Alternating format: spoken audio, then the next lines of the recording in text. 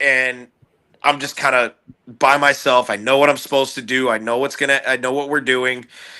And it's like it was cool because there was a lot of there was guys from the actual main JCW roster actually coming up and like talking to me, like the dude, the Michael Jackson impersonator, that guy. Like he was really cool. Like he came up, he was just really curious about me and like my time in the business or whatever. And like a couple other guys came around. It was interesting. Um, Definitely an experience, and that was I think making the cut that year was a little bit more of a funner experience than this last year. And I based it on just because they kind of treated us a little better the first time I made the cut. The last time they kind of like, all right, don't go over there, and that was like it was like this area backstage where like catering would be for like the gathering or whatever. Yeah. And they let us actually get dressed and change over there. Where I mean, which I got dressed at my campsite and just had my shit ready to change out of and just be secure or whatever. But I'm glad I changed at the campsite this year because when I got down there, it was just like a little corner backstage, just on the gravel. you know, like fuck, I should have just brought my chair over here and just done all of the business right there, and it was whatever. Um, Last year, what made last year a cool experience because it was the JCW versus GCW shit. Mm-hmm. Yeah. Sorry, I get to fucking rambling on this shit, so it's like if I ramble too much, feel free to stop me. Oh no, I fucking love hearing some of the stories from the guests and shit like that. So I've got so many. I've got so many. Like you can't even fit them all into one fucking show. Like just like ask Lee. Like I kind of rambled on his show when I did it last time. You got Bones coming on your show real soon, don't you? Shout out to Bones Jackson, 8-6 family, Ghost Bones and the motherfucker. which that reminds me, I got to get both of you on here together, and fuck it, so we could all rip it up together. Yeah, I know. see, that's what Lee wants to do on his too. That was what it was supposed to be before when it was just me, but now he's got just Bones, and now we'll do it. We'll do it. We'll get it done. Go down the 8-6 tunnel, then we go down the FTI tunnel. Oh, dude, we'll go down all the tunnels. That tunnel is like merged practically. His 8-6 family is like my family too. Like you'll hear me like even in raps, man. I fucking say this shit. Like when I did the collab with Otice. And at the end of the track, I gave him an outro. I said, FTI Army, 8-6 family, you ain't fucking with this. Like, let's not shout it out. I rep it. You know what I mean? And FTI is like it's an old ship, dude. And really, if you want to get like technical, there's technically only two of us on it because like 8-6 hasn't officially like joined it. But like the 8-6 family definition is like, it's complicated. The way Bones described it is like it's a family that has a rap group. Like it gets booked as a rap group, and I explained that to him, and I know people look at it as a rap group, but it at the same time, it's like it's a whole collective of people. It really is. Like there's more rappers in 8-6 family that are just not rapping right now. They're not doing it. They stopped. There was more, and there still is. There's others that you kind of see around. Like again, I'm kind of in it, but I'm not. At the same time, like you got guys like Mike Milley. Shout out to Mike Milley. He's kind of in it. Fucking. Shout out to Bum. I was about to say Bum the Wicked. That was my next one. Bum the Wicked. He reps it harder than I do, so he's pretty much 8-6 family, and and he's very dedicated to it, and I really want to help Bum out in the future. So like, he's part of the movement. He's part of the crew. So you'll see some shit from Bum the Wicked if I got anything to fucking say about it. He's coming on the podcast here when we can figure him out, how to get him on. He's a hard guy to figure out. If he needs help, you can point him my direction, and I will help him with the technical bullshit. For sure, yeah. All he's got. I feel like I'm gonna have to help Bones too. I feel like I'm gonna have to help Bones too. But then again, 666 might help him out. You should just sneak over there Saturday. Just sneak in on him when we're live. Man, I got a lot going on Saturday. Then again, like I might be able to do that in between shit. Yeah. What time you guys doing that? 3 o'clock. 3 o'clock. Plug it. Plug it the fuck up. Tell them where to Do find it. it. Plug it, Lee. Hell yeah. I'll Lows and loud, bitch. I'll do it for them. Lows and Loud podcast, where all the best interviews fucking happen. Yeah. Make sure you're there, 3 p.m. Yeah. this Saturday. Boom. Shit. Yeah, definitely one of the best interviews I did. I liked it. I had fun. We'll do it again, Lee. We'll do it again. Because next year I'm gonna give y'all plenty to fucking talk about. I'm gonna give y'all plenty to fucking call me back for. You know what I'm saying? I feel like I've been kind of like this year I've been coasting a little bit because it's been I've had some life changes and I'm not gonna go get into like, personal life and shit. I have a day job that I'm pretty fucking dedicated to that I'm kind of like I'm doing this. So it's like I've got that sustaining me until wrestling and slash or music slash just entertainment in general starts like really paying off. Because I got job security. I'm good at what I do. I'm in management over there. It's great. Won't have to get into all that, but if you're in Missouri, buy our weed. Go to the dispensary, not Good Day Farm, because you won't find us there. Vibe Cannabis. Shameless plug. Shameless plug. And you know what? I'm gonna let them know that I plugged the goddamn product. Motherfucker. After this, send pictures of the product and I'll fucking plug it on every episode. Hell yeah, dude. I definitely will. Vibe Cannabis. I'm not going to go into what exactly I do, but basically, to summarize it all up, I run a team that works on marijuana plants all day. If you want to know more about that, go watch the there's not a lot I can say publicly. Aw. Yeah, I that's me just trying to maintain my own job security. Well, as far as the fucking wrestling goes, dude, you'd be surprised because now I'm starting to see now there's a lot of the wrestlers are pulling like the Ric Flair and they're going into their like late 50s, early 60s and just continue to fucking do it. So there might actually be some longevity for you. Have you had any severe injuries over the years? Yes, and I've never had anything surgically repaired. My shoulder's kind of fucked. I don't know if I can still use it. I got free range of motion. I just experienced some pain. I just think that'll go away over time. Then again, like they've always been kind of sore. This one's just like I did kind of hurt it a little bit. But the most major injury that actually like really, I've had two that kind of shelved me, but I don't know the full extent of one of them. It was my torn ligament, in my right knee, which is the one I know the full extent of. And basically, they told me it's the kind of injury a lot of athletes get, and most of them, like, they just go through physical therapy and they don't ever end up going back for it. They said if I hurt it again, I need to go back, but I've heard it again twice now. And if I experience too much difficulty with it, I will go back and they will have to surgically repair it. There will be no ifs, ands, or buts. And one day I will have to actually get that done, and maybe I'll be happier with it if I do, because it's complicated, man. It's like I kind of felt it coming that it was gonna fuck up, and then like this cold shit just doesn't do it the cold just does not do it any favors. All I did was take a wrong step like 2.5 weeks ago in a match. Same guy I wrestled just on Saturday. I took a step and I felt it go. I'm like, oh, we're gonna be having trouble walking for a little while.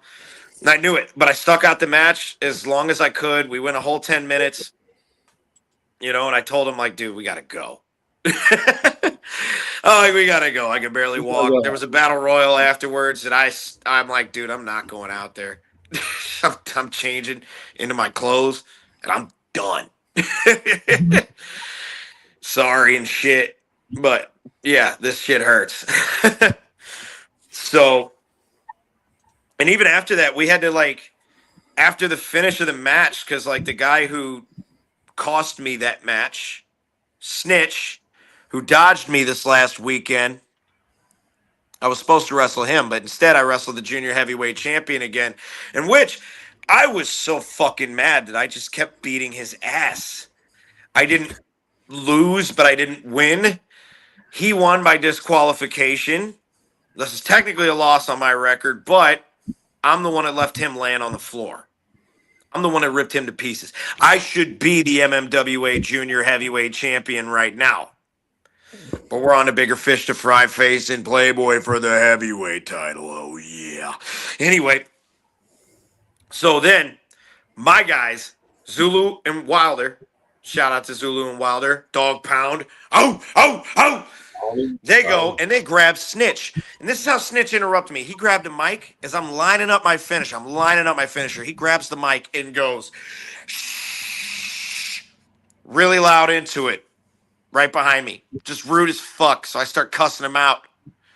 Then I got rolled up out of nowhere by Deontay 808, the junior heavyweight champion of MMWA. He pinned me. 1, 2, 3 to the mat. All because I got distracted by some jackass. So what do my boys do? They go and grab him and send him into the ring, and we beat him down. We hit him with move after move. Had to have old fucking crotchety ass Shaft yelling at us, saying, "You better get out of there." Shut the fuck up. He deserved that beat down, and guess what? That's why he didn't show up this last weekend, because we beat his ass too badly. Too badly. I'll drink to it, though. Hey, pinky's out. Cold shit. Oh, I fucking went there. There. Shout out to Damian Quinn, Bloody Ruckus. And Saw the Ghost. Yes. R.I.P. Gino. R.I.P. Gino Cold shit. I never actually got to meet the guy for real. I was actually friends with him on Facebook. But like listening to his music, I really related to that dude just in some of his fucking issues, man. Oh, yeah. And I still feel it. Not the drugs though. I never been big on drugs. This is the most I've been big on. I got some crazy looking shrooms in my fridge. Hell yeah. I got to actually see Dark Half live. And this was like years and years ago before Gino passed away. They'd actually I did too at the gathering, but I was really fucked up and tired. I got to see them open up for Twisted here in upstate New York when Upstate Concert Hall was still in Clifton Park, and that was the main concert venue for everybody up here. So it was fucking cool as hell because I had no idea who they were. And then right after their set, I went straight to the fucking merch table, met Scum, met them. Wait, you're in Clifton Park? That's where all of the shows used to happen, was in Clifton Park. I played there. What year? 2015, Welcome to the Underground Tour. I was with Wolfpack. I probably fucking seen you then. Twisted, Blaze, Boondocks, Prozac, Wolfpack, Scum, Trilogy in descending order. I forgot about Wolfpack. Yeah, I was in there. A name I haven't heard in 20 years. Yeah, we're not active.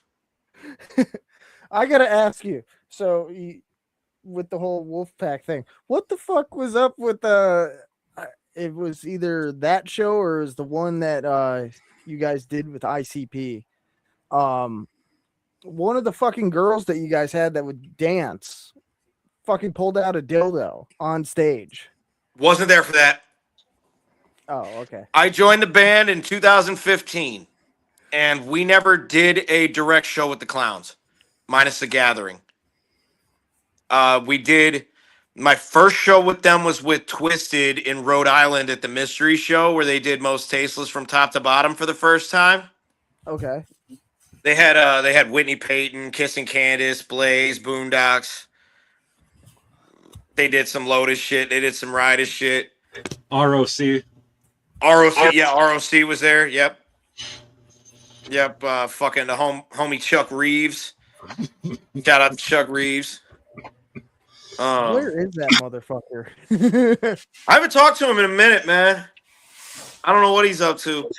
But like he's a motherfucking dude, man. Cause like he hit me up. Like, remember the pandemic? We did a net fest on the couch. Mm-hmm. He's the one that called me.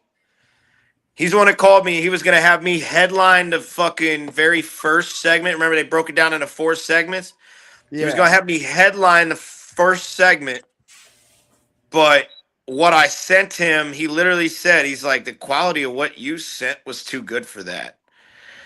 So he had me open up the second segment. So like Right. if you go to segment 2, you'll see my only warning music video, which we shot that video like quick as hell for that particular event. And it like what we pulled out of our asses was fucking great. It was the guy who shout out to the film legends, Matt Goodman. He's the one who produced AKA Mix of FTI Army. He produced Crazy Not Crazy. There was only 3 beats on that he didn't make, but he mixed, mastered, recorded, and did all the videos, plus like filmed the videos, the editing, all of that shit. So big shout out to him because and if y'all don't know who the fuck he is, He's a beast. if you don't know who the fuck he is, dude, you don't know St. Louis Underground. That's for goddamn sure. And you need to just keep watching because he's the guy who every music video I have out, that's the dude. The film legends. If you watch the quality of my music, the one we were watching before we fucking popped on here, man, the Raven. That was the first one we did. And that wasn't even with his top quality camera.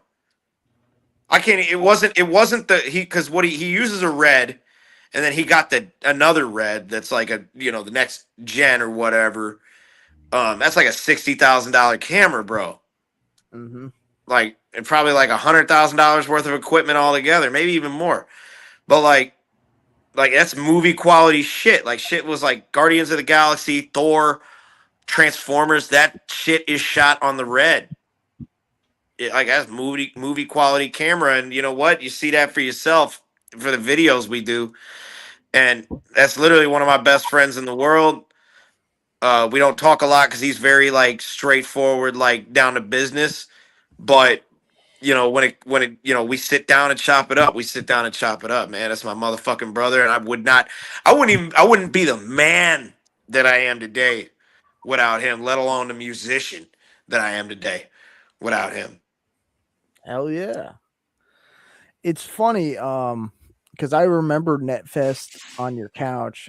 I actually did not catch it while it was live. I ended up watching everything on fucking YouTube. But what I did end up catching was I did catch the Twisted and not Twisted, fucking Zool and Super Famous, because they did theirs shortly afterwards. Man, that's a lot of weed ago. I can't remember what they did. I remember they were on it. I remember, so they had Super Famous was on some fucking wooden platform outside somewhere, and then they had Zool inside the garage, the same fucking garage that they had fucking Twisted in, and they ended up dropping the music video for Smoke during that. Okay, and I was like, yeah. that's so fucking dope that they were able to do this. And I actually ended up getting some pointers from Chuck how to do YouTube, because I was not going anywhere at the time, and he actually helped me out. I want to be able to, like, dude, I need all that kind of shit, man. Because, like, dude, I got one video. Tell me how Midwest Money gets fucking 33,000 views on my channel, and nothing else can even fucking touch that. That's a badass video he put together there too. That was the first one we did for Ghost Bones. That shit was fun. We shot part of that right here in this very building. In fact, the first part of the Raven was shot right out there in that hallway. like directly behind that door in front of me. Really? Yep. I I live in the building that we created the Crazy Not Crazy album in.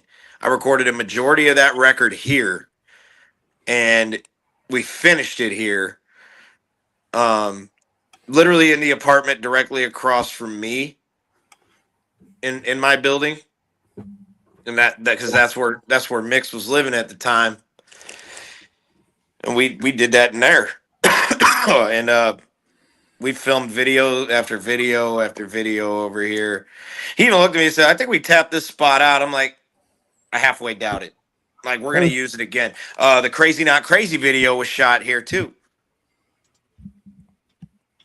see that's what's up is when you can find a spot that you can just film fucking everything at, and you know that you can get different angles, different perspectives with everything, and it look good and it looks like you're in a different spot. Just keep fucking using it. It's an untapped resource that you can just Oh, dude, constantly fucking go. it's such a good little fucking spot for it. It really is. Like the hallway. He doesn't like the hallway because of the white walls, and I'm like, dog, there's so much more we can do with this fucking area, even with your white wall phobia. Dude, change the fucking color of the walls in the video and make it trippy. I don't care.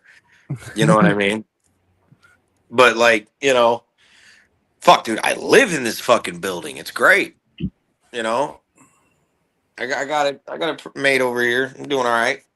Doing all right. Oh, it is Jaeger time, everybody. He has to do a Jaeger bomb. Bam!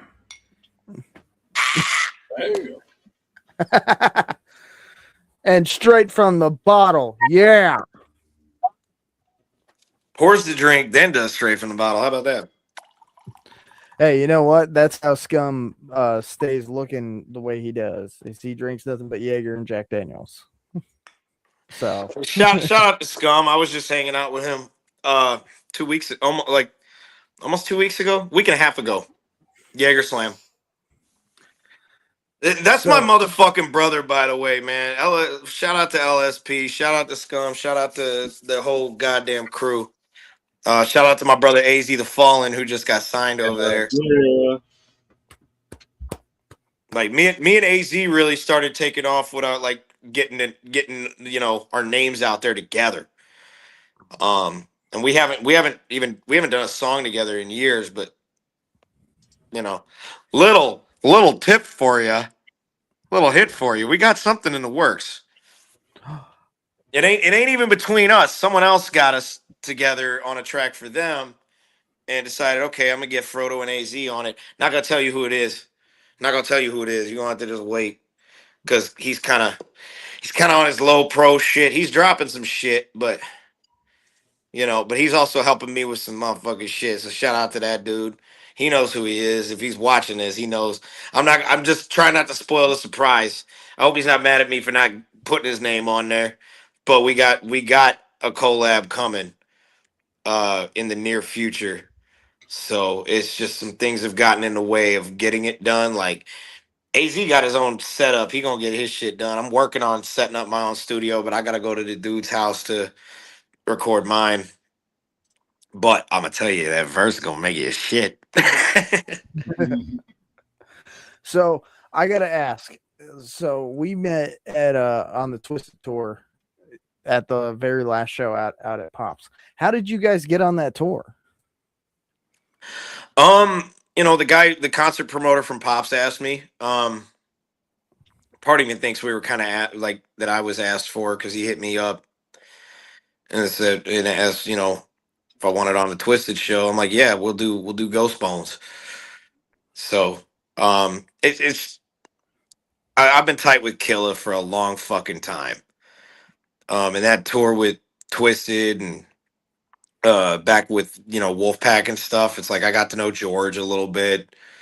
A lot, like all those guys. I don't know Jamie and Paul for real. I've never really got to sit down and chop it up with them in person, but Blaze and Killa have been like brothers to me, and they treat me like family every time I see them. Bakelo, That's my motherfucking brother. That's a big low. That motherfucker Yeah, works shout out to fast. Bakelo because that dude been fucking getting it this year, and I love to see it. I love to see it, man. And you know what? Like every time I talk to him, he's just always really encouraging to me because he wants to Yeah. see me. He wants to see me get it too, man. And that's why he and I have such a bond because we both root for each other. That's my motherfucking brother. I go to Detroit. I call that dude first. You know what I mean? I call Bakelo first. Like, where are you? You know what I mean? Yeah. Anybody killer, I've got like a real loyalty to him because dude's taking me all over the country. You know what I mean? Because like right after I did that tour with like Wolfpack and Twisted as a part of Wolfpack, I got to go out with Killer a bunch of times. You know, some of the time I was driving myself, some of the times I was helping drive his van, but there's a lot of fucking great memories, dude. A lot of fucking fun shows. And you know what? Like one of the places that I'm really trying to get back to is Utah because like we did the first show of the Welcome to the Underground tour in Salt Lake City. And then there was a show in 2017 October. It was the one with Raza Kell, but she left the tour in Arizona, so it was literally just at that point we're like we did fucking Mesa, then Vegas, then Reno, then Ogden. So we're like 3 shows out from Razakel leaving the tour for her own shit. And we're in Ogden, Utah, and we do the show. Dude, I even got upset about some shit. I don't even remember what I was fucking mad about. But the fucking venue owner almost fucking told me like kicked me out for the night, like before the show even began. I don't remember what I was pissed about at all. I think someone just like fucking shit in my Cheerios for a second. And I didn't like it. But I fucking came back. You know, everybody calmed me. The crew calmed me down. I got in a better mood, and we did the show. And it's literally just me and Killa was the rest of the tour at that point. And it turns out there were people that were at that first fucking show I did in Salt Lake City with Wolfpack on the Twisted tour that showed up wearing Wolfpack merch that none of them had it signed by none of them were signed by any of us. And my signature is the only one on their merch. So that's why I know if I go back to Utah, as soon as they see my name on the shit, they showing up. They showing the fuck up. Because like, say what you will about Wolfpack, and I know there's negative shit, said about it. I'm not gonna fucking sugarcoat the shit. I'm not gonna defend anything. I'm not gonna fucking deny anything because I don't fucking know. I wasn't in the band for that fucking long for real. I did that 1 year consistently. Then it was just like, oh, I'm here, let's perform. Oh, I'm here, let's perform. I love the guys like a motherfucker. Legs is, I've seen a different side of that dude than anyone's seen. So it's like I'm too close to even give a fuck about what you're saying, you know, because like there's nothing that has ever been like proven to me or whatever. I don't care. I care about the guy. He taught me a lot of shit, and it's a lot more than a lot of people even expect that he could. You know what I'm saying? Buddha's my motherfucking brother. I love Buddha to death. That dude is killing it with the Thundercats collection. He's got a fucking Thundercats action figure collection that is like world record Thundercats action figure collection kind of shit. He got a book out. Buddha got a book out. I don't know what the title of the book is, or I'd plug it for him right now.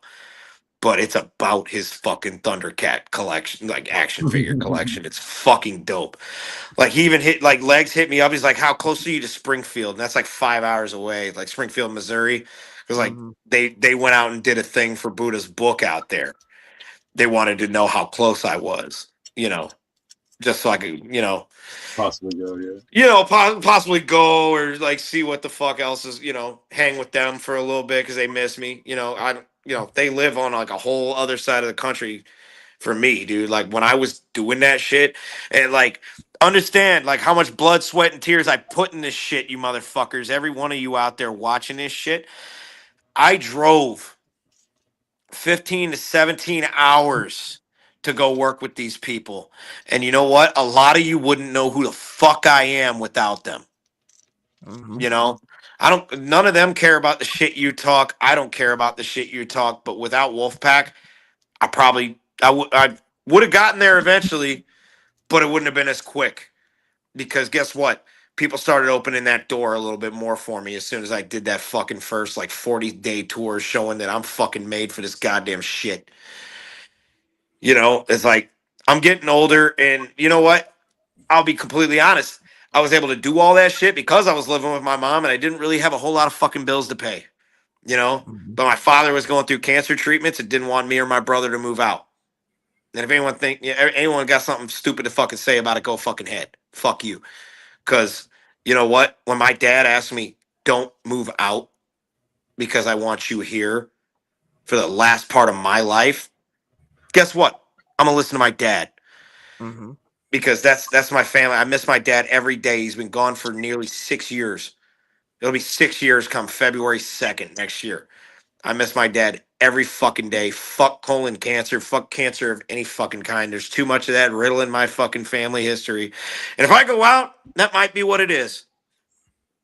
I don't want to say that. I don't want to like fucking, self-fulfilling prophecy will that into existence, but like, you know, the odds aren't in my favor from where I live to, you know, biological history, if that makes any sense.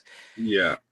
But there was no hereditary marker in any of his shits, and I have a great grandfather, his grandfather, who also died of colon cancer. So, but back then they had no treatment for it. My dad fought it for like fucking 6 years, and it was crazy watching it. I'm not even trying to get everyone sad, but like I watched him, deteriorate. So, just anyone watching this right now that is going through the same exact fucking thing, I want all of you to know that I feel you deep down, because if there's anything that like really has affected like my family and a lot of people I love is cancer. And that shit, I feel you if you got a loved one going through those treatments right now, or if you're going through those treatments right now, I feel it. Because I watched my mom go through it, I watched my grandpa go through it, I watched my dad go through it. My mom beat cancer. She's still alive. So, but guess what? She was the first. No, Grandpa went through it first with prostate cancer, but they caught that real early, so they kicked that in the ass. Then it was Mom. Then it was Dad, and we had like a whole year where we thought Dad was cancer free, but then it came back like real hard, and then that just kind of spelled the end for him. And my grandpa passed away before that, and he had two different kind of cancers. Like I said, prostate cancer, but then he had Hep C from like a time where you couldn't even test for that shit. He got Yeah. a bad blood. He got a bad blood transfusion back then before anyone even knew Hep C existed. Yeah. So, and then he even gave blood too. So he spread it around. He didn't know. So then they diagnosed him with that shit, and he was gonna beat the cancer because like Hep C leads to liver cancer. For those of y'all that don't exactly know, because some people just think Hep C is just an STD. You know what I mean? Like some people just don't know the actual history. They just know they don't want it. But what Hep C really does, it just leads up to liver cancer. It kills your fucking liver. And that was where my grandpa was at. But he was on the track. He told me like a year before he died that his doctor told him he was going to beat the liver cancer, and then his doctor was going to treat the Hep C. My grandpa didn't die of any of that. He had I'm assuming a cardiac event, and he fell in the pool in his backyard. Grandma found him floating face down. So I don't know the full extent of what actually killed him, whether he drowned or he had a cardiac event. Doesn't matter. He's gone and it hurts, but that's just the way life is, man. When it's your time, your time. Or when it's your time, it's your time. And I just want y'all to know. I didn't mean to go into that whole fucking rant. I've been drinking, I've been smoking, fuck it. I just want y'all to know, anybody going through that shit, I feel you deep down, way, way deeper than you even fucking realize. and I'm rooting for whoever you got going through, whether it's you or your relative or your friend. I'm rooting for them, and I hope they get through it. I hope they beat that fucking cancer's ass. You know what I'm saying? Anyway, moving on. I got a clip here. We got a clip I'll that say we're that gonna shit's show. Shout out to I'm actually LSP. pro cancer. Get you a I LSP heard you. rolling It's a great tray. thing. I think everybody should get cancer and die. Jesus Christ. No, it's I no can't- legitimately it's bad, man. Like I got friends that are suffering from it right now. Oh, Like, my mom's dying of cancer right now. actually going through treatment, dude. It's sad, man. Like I feel you, dude. I hope she beats it. Yeah. My I hope she daughter's going through it with leukemia, and she's actually in the early stages right now of remission. So we're actually very happy about that. Dog, I swear to God, my heart just skipped a beat when you said that because I had no idea. I mean, That's the thing is like a lot of people don't know, and then when I finally tell them, they're like, "No wonder why you're an asshole." 20. no, you saw my fucking legitimate reaction, Yeah. dude. I'm gonna hug the fuck out of you next time I see you, bro. Real Hug shit. the fuck out of my wife. I'll just No, pick you I'm gonna up. hug both of y'all. I'm gonna hug both of y'all because like that, I feel that right here, bro. Real Well, I shit, dude. appreciate that, and I look forward to that. You know, like next time I see you, I'm gonna hug you because that shit. You know, my dad's parents are still alive, dude. They had to bury him. You know, right now my grandpa's actually going through cancer treatments, but he's gonna beat it. My grandma was really excited to announce this on Thanksgiving that his doctors say he's very curable. He's gonna make it. And this dude, my grandpa is 90 years old, and we talk about playing sports. I ain't even fucking bullshit. We talk about going and playing racquetball, motherfucker. What y'all know about racquetball? Fuck Not with me. much. Fuck with me, dude. It's fun. It's a whole lot more fun than y'all even realize. Like you slacking if you ain't never touched a racquetball racket, ever play racquetball, learn how to play racquetball. It's fun. Handball. Handball, You know- yeah, it's similar. Very, very similar. You just got Pickleball. rackets. It's the same damn thing. You use the same ball too. Oh wait, it's where you're in that little. Yeah, you're in a box. You're in a court. Yeah, and they have a Yeah, glass court. window behind you. Yeah. Yeah. A lot of most common places. The place I played was like real old, so it was like kind of like just a whole concrete box with like a fucking like a basketball like court floor. I just played in prison. That's the only time I played it. We just had a concrete wall. Yeah, but you ain't have no rackets. For pickleball, we did. Pickleball, yeah. See, you know what? My grandpa was taking pickleball lessons before Dude, he I got dropped diagnosed. hella weight playing that every fucking day. I'd fucking Dog, I drop got burnt out on pickleball in high school when like when we had open gym and that's what everybody wanted to play. I'm like, are you fucking kidding me? Y'all want to play pickleball? Come on, like put the fucking flags on. Let's play some football. Let's shoot some hoop. Like let's pickup game. What's up? I can't even shoot for shit. But pickup game, I'll get the ball and pass it. My little ass. We got a clip that Lee here has just sent me. We're gonna play it. Oh yeah, this was a few years ago on the Cody Manson tour at Carl's, I believe. That's Carl's. I think that was like earlier this year, wasn't it? Or was that last year? That was a few years ago, bro. You sure it wasn't 2024? Because that's when I had that mustache. It looks like you still have that mustache. What you talking about? Yeah, but I got the goatee and the chin strap too now. Oh yeah. Oh, this song. I am not a rapper, so don't trust me as such. I'm a St. Louis lyricist with a tendency to bust. Get a minute, I don't give a fuck. I sit right here and laugh at you. Bet you mad and upset because it hurts to feel the wrath of a uncensored bastard. They go for rest of the top street. Pussy content guarantee with a dose of harsh reality. Bringing in with quality is walking up your jealousy. The beat has got me my controller. Tells me feeling so groovy now the way I'm rocking down. Weird up on the stage as I'm tearing shit down. Put a person like a demon. Go ahead and get scared now. Be hooked for your throat now. Leave it to bleed out. Energy like a power plant. Standing in my power stance. And flow so buff. They can break the legs of Superman. They ran up like Deadpool. Can't tell what I'm on, yo. Fact is that I'm crazy and it paid for the quad. I'm not Man, gonna it's lie. crazy. I'm not Man, gonna it's lie. crazy. Like watching clips of myself with other people, like and talking about it. Like this is kind of like a first right here. Like, cause we've watched music videos together and we've talked about it. Lee, we did that. Yeah. But then, like watching a clip of a performance and talking about it. What y'all want to talk about? Carl, shout out to Carl's Tavern. Shout out to homie Davis Bird. Fam. Bam That bam. that was the year you did the Twisted's Whoop Whoop Open Verse Challenge. Yeah. That was last year. Hey, I could be tripping. I don't remember. I think you're I, tripping, bro, because it was I a mean, look couple, at it. at least Yeah, 2 I years. remember that verse too. You know, I tried to perform it one time and it I just was did the not only go one that over was like, well. yeah, fuck yeah, whoop whoop, and then fuck it, and I was Carl. trying to perform. I performed that one time. It just didn't go over as well as I wanted it to.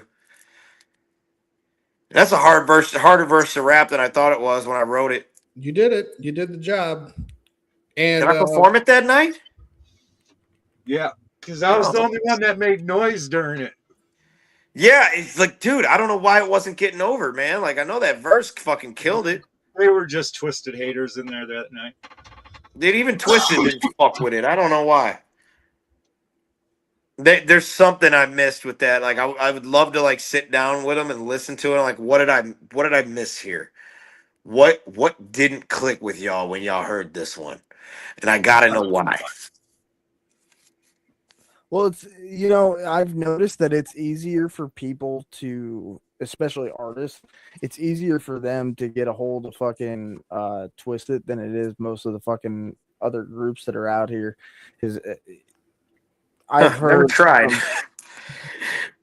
Well, I've heard from fucking artists like Little Pink that was doing shit with fucking Twisted. He's like even Zitro and them, they were all like it's easier just to go to Magic Ninja and fucking do business with them because they're more obtainable for people to get a hold of. Especially getting a hold of fucking George. Oh, dude, I'll text them. I'll text that dude. I, on the other hand, have no fucking way of getting a hold of this dude. So, like George, I ain't please, gonna be the guy that gives you his number because I don't do that for anybody. For anybody's number to anybody, unless like if you ask me for someone's number, I'm gonna call that someone like, hey man, this guy wants your number from me. Can I give it to him? Like they want to hit you up, blah blah blah. And that's anybody. It don't matter who it is. Mm. Well, that's the other thing is like you can't just randomly give out people's numbers too. I've had people fucking hand out my number, and I'm sitting there going, "Who the fuck did you give my number to?" And I'm getting weird text messages and shit. That's like that skit on that Lex the Hexmaster album when it's like his voicemail, but it's like all of them calling him up, like Jamie and Paul call him up, and Jamie's like, "You drink? Tell him he owes me a fifth of Hennessy. This motherfucker drank all my shit." I remember that shit. And then fucking George calls him up. He's like, "What the fuck did you do to the studio? Do I gotta be in here babysitting you?" Then ROC calls him up. He's like, "Hey man, quit giving people my fucking number. I'm gonna have to change my number. I don't think you're gonna get it." It's funny. Shout out to Lex, the Hexmaster, Yes, sir. who's currently signed to Lyrical Snuff Productions. I was sad he left Magic Ninja, but then I was like, all right, that's cool. He went to LSP, so. Right, dude, him and Scum had a couple good tours, and I think they bonded over it. I think honestly, I think it was better off for him and more of a better fit. Yeah. He Honestly, seems happier. like I can see that, man. It's actually LSP is a good place for people to shoot for nowadays. Hard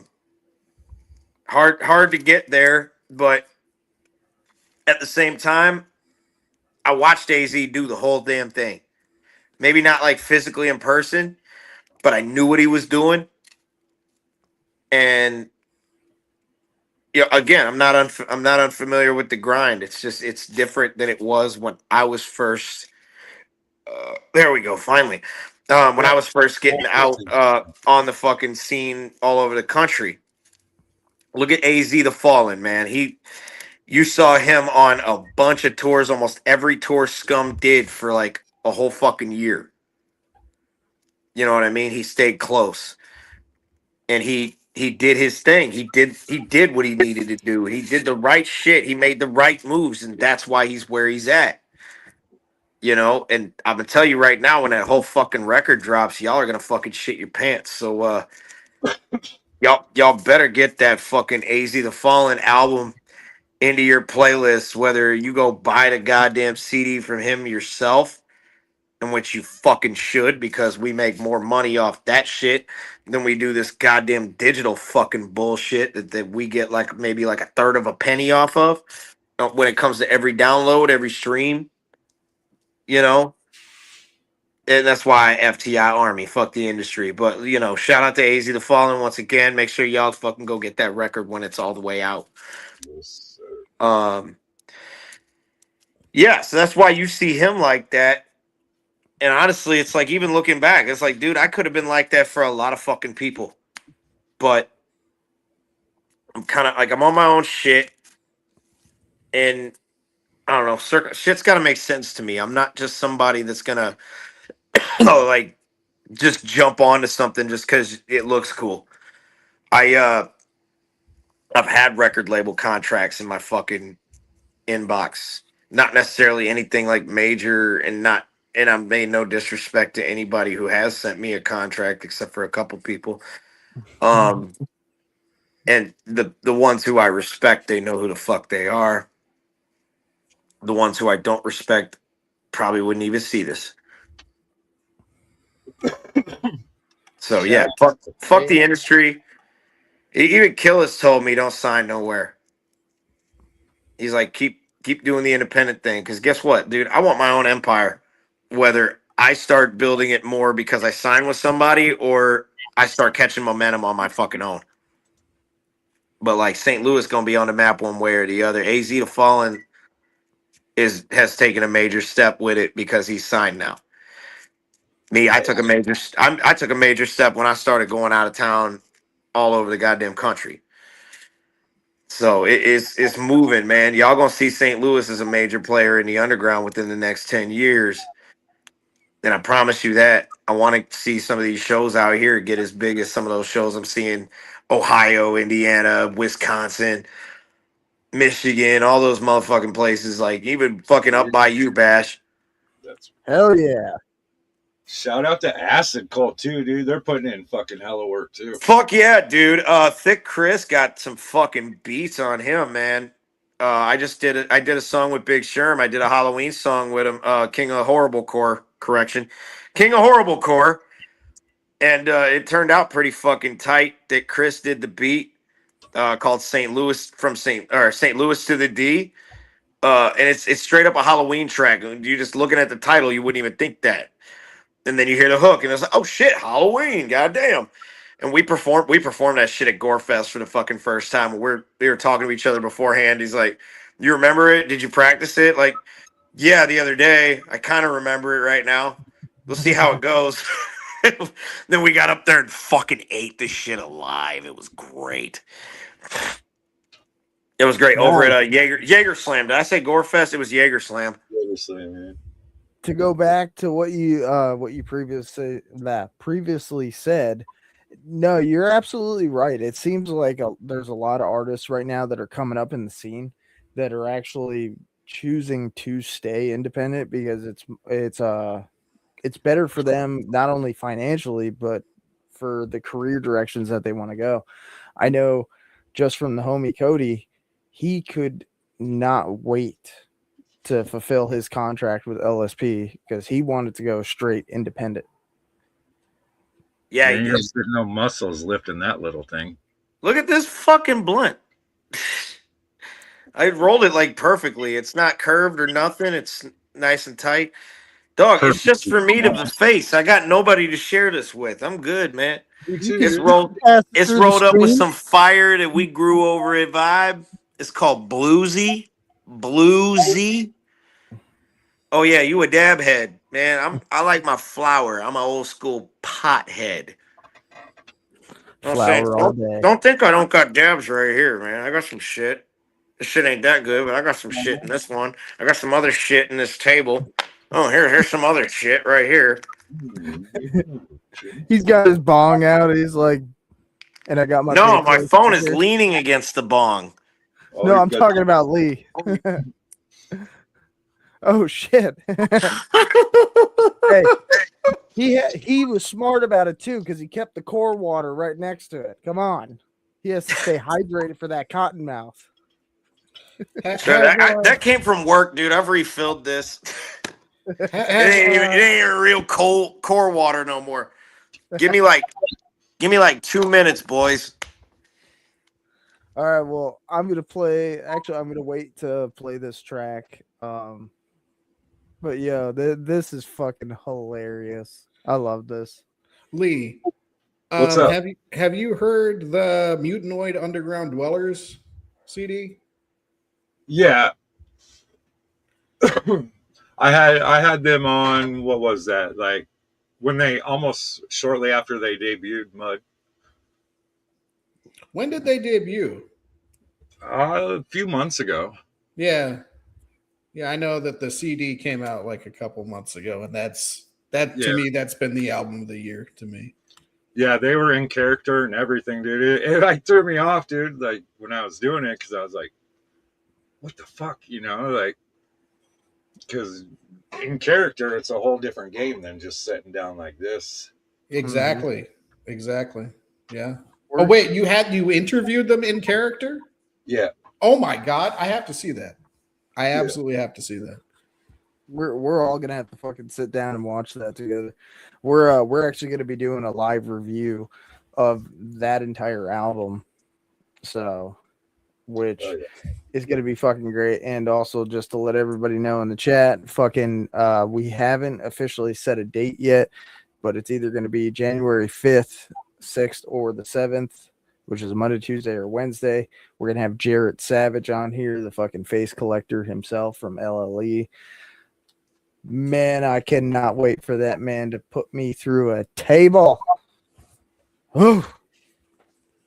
Lee's smiling because he's like, that's his Christmas wish. So we got this music video. Kitty cat. Say hello to Lucifer. Hello, Lucifer. hello, Lucifer.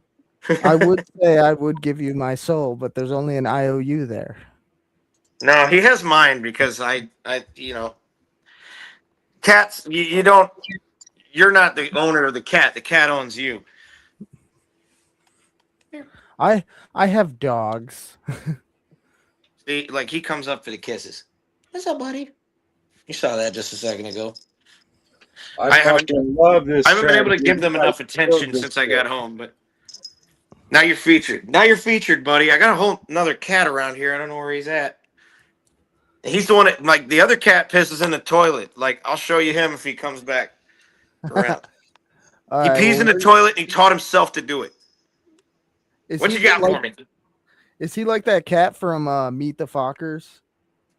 Oh, dude, if I find him shitting like that one day, I'm going to lose my mind. I hope he starts shitting in that toilet. What's fucked up is he pees in the toilet, but he still pees in the litter box because he's flexing on me. All right, so we're gonna play Midwest Money, which is Frodo the Ghost and Bones. Here Bones we go. motherfucking Jackson. 8-6.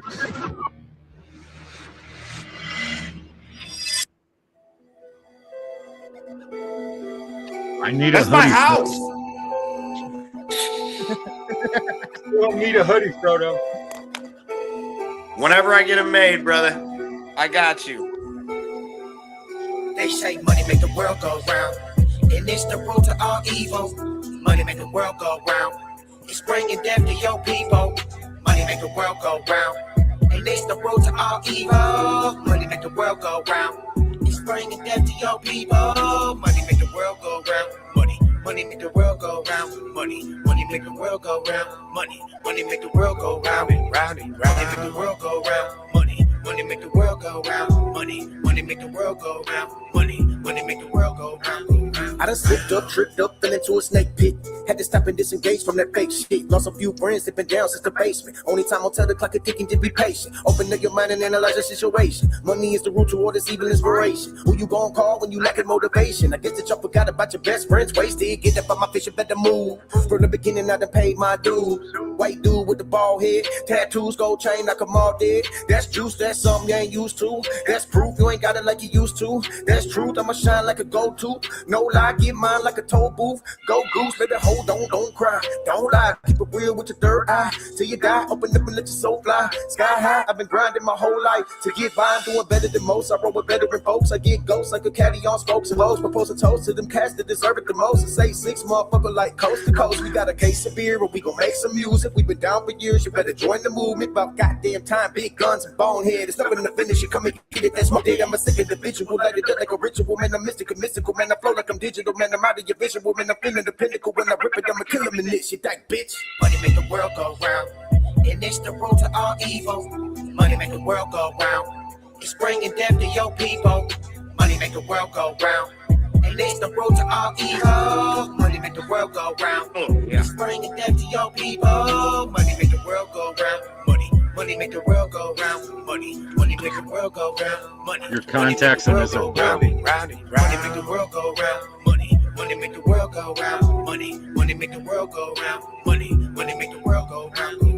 Never had shit handed to me, get where I'm at. That was a doozy. Keep running your mouth like a dirty floozy. Y'all must be tripping, gone off that Lucy. Hating on me because of what I've earned. Already know money make the globe turn. Y'all already know how your boy Frodo work. Spark this when I watch the world burn. Scorched earth, kicking up the ashes, spit nothing but fire, feel it burn. My passion don't be defined by the check you cash. He say otherwise, big boot that bastard. Get your ass kicked off the ledge. When you hit the pavement, it's painted red. Fuck what you heard, fuck what they said. Cross me, bitch, I'm upside your head. Get your head crack, concussion. The time is past for discussions. I know your little buddy's about to rush in. It's when the 8-6 get the busted.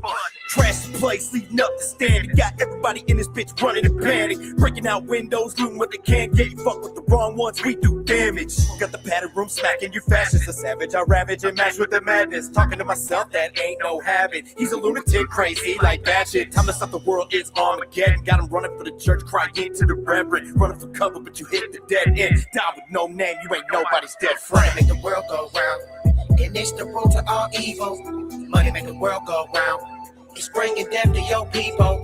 Money make the world go round, and it's the road to all evil. Money make the world go round, it's bringing death to your people. Money make the world go round, money make the world go round, money make the world go round, money make the world go round, money make the world go round, money make the world go round, money make the world go round, money make the world go round.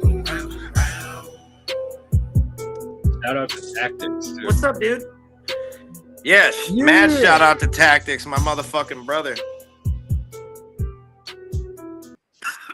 Shout out to EJ Carter, 666, Mr. Green, for being in the video with us.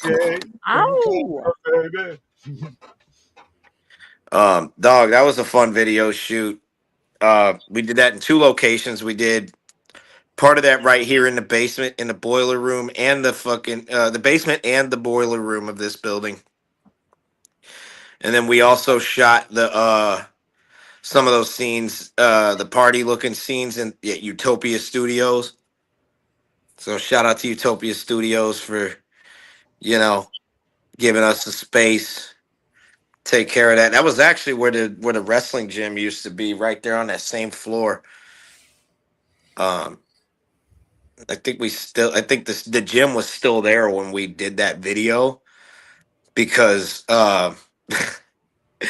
I got comments from the guys at the gym. They're like, "Yeah, Frodo brought a bunch of chicks over there." It's funny as fuck. What up, Clown Headhunter? Whoop whoop. What's Clown Love? I can't even see the fucking comments on it. Oh, there's comments right there. Oh shit! Look at them. People Shout are out talking to Nate, shit. dude. There it is. Nate XL. Acid Cold. Shout out to fucking Acid Cult. Shout out to the Bartle Boss. Shout out to fucking everybody that has been in the chat and has been viewing on both fucking channels. We love you. We appreciate you, and keep the fucking love going. Fuck yeah, chat. Now I can see you. And I know if where you you ain't subscribed to the Slab, go over and give them a subscribe also. Yeah, subscribe, bitch. Yeah, we started a whole fucking fresh new season over You a bitch until you subscribe. You don't get to not be a bitch until you hit that subscribe button. I'll put it on the slab, as well as Frodo the Ghost, FTI Army, Bones Jackson, 8-6 Family, Lows and Loud, Mr. Eve. You got your own shit. I do. Yeah, plug it. What is it? I don't know. I don't really It's, know you. if you search Mr. Eve on YouTube, you'll find my channel. Okay, Mr. fucking Eve, y'all. Get it in, man. And if you don't, the four of us are going to show up with barbed wire baseball bats. And I'm going to show you what Cactus Jack used to do. Yeah, what you know about that barbed wire bat slap? Yeah, that's a song that ain't even out yet. y'all seen it live. Y'all seen it live. And what you know about that barbed wire bat slap? Mm-hmm. Come get your face broke. Dude, when you were on fucking stage with that bat in your fucking hands, I was worried that you were going to fucking crack yourself in the head by accident. That thing, that's only, he's got there's a real one, and then there's that one, which is the replica. And that replica hurts too. Yo, I'm going to tell you something. I don't know if you saw it, but they did the behind the scenes on the WrestleMania 17 Triple H versus The Undertaker match. And that was a gimmick sledgehammer that hit him in the head. And it's still, it still busted him fucking open because it was the stick went right through the styrofoam and cut him from here to here. Oh, man. I mean, that's good for TV, though. There was an instant also where he hit one person in a real hit with that real ended with the sledgehammer too. That's wow. I was watching that the other day. I forgot where it was, but I mean, dude, they gotta put some weight on that fucking foam. Like, it's gotta weigh something for it to do what an actual sledgehammer would do when you drop it to the floor, which is the real test of believability right there. Because, like, what does the sledgehammer do when it hits the floor? The heavy part hits first. Heavy part hits, and if you do it just right, it stands straight up and it will sit right there. But it's funny because, like, if you look at my fucking YouTube search history, it's literally nothing but wrestling, serial killers, and documentaries. So it's like that's what I'd be watching all the time.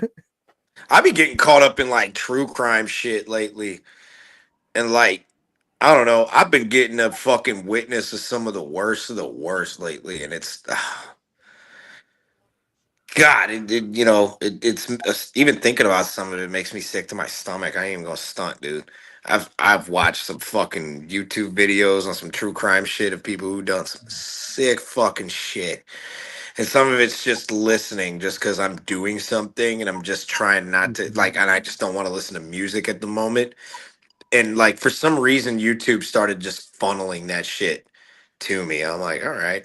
For some reason, it thinks I want to see this shit, and for some reason, I just can't look away. It's weird. Like, I'll start one, I'll watch it all the way through, and I'll even say to myself before I'm done with it, I'll be like, okay, I'm gonna switch to something else after this. And before I know it, I'm listening to the next one because I hear what the story is. I'm like, okay, well, now I need to know what happened. Oh yeah, that's the way it is. That's actually how a lot of my search history is the way it is, because now YouTube just pulls up the shit that I've been watching episode after episode of, and then it starts suggesting shit that fucking you ain't even got to fucking tell it what you want to watch. You can just talk about it the day before or whatever, and then the next day they'll start throwing fucking videos of that exact shit up. Yeah, watch y'all start getting some weird true crime shit on your fucking YouTube feeds just off of the fucking phones and microphones and everything listening. Even that mic in your face is listening and recording this shit on another fucking platform that you ain't even in control of. Clown Headhunter, what link are you asking for? Just if you're looking for put it on the slab, just type in put it on the slab, and it's literally a picture of a body on a slab. And click the live shit.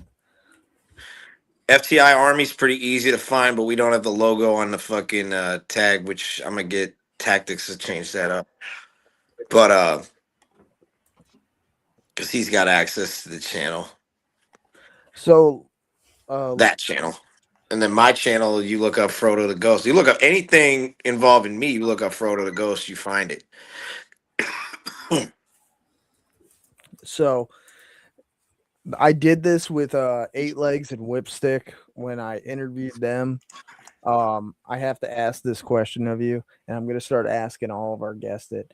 It's marry, fuck, kill. And because you're a fucking wrestling fan, I'm gonna pick 3 people, and I need you to go give me your honest fucking answer on it. Oh, we're live. We're on the spot. Here we go. What do you got?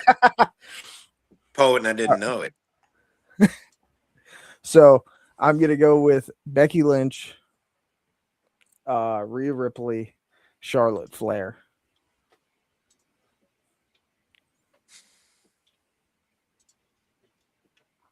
I'm fucking Rhea Ripley. I'm fucking the shit out of her. I'm killing Becky and marrying Charlotte just because having Ric Flair as a father-in-law is the biggest plus ever. You know what I mean? That's why. That is man. That could have been so much fucking harder, Bash. All right. So that could have been hard? way harder, but like, goddamn, I'm fucking the shit out of Rhea Ripley. I'm marrying Charlotte Flair, and I'm killing Becky.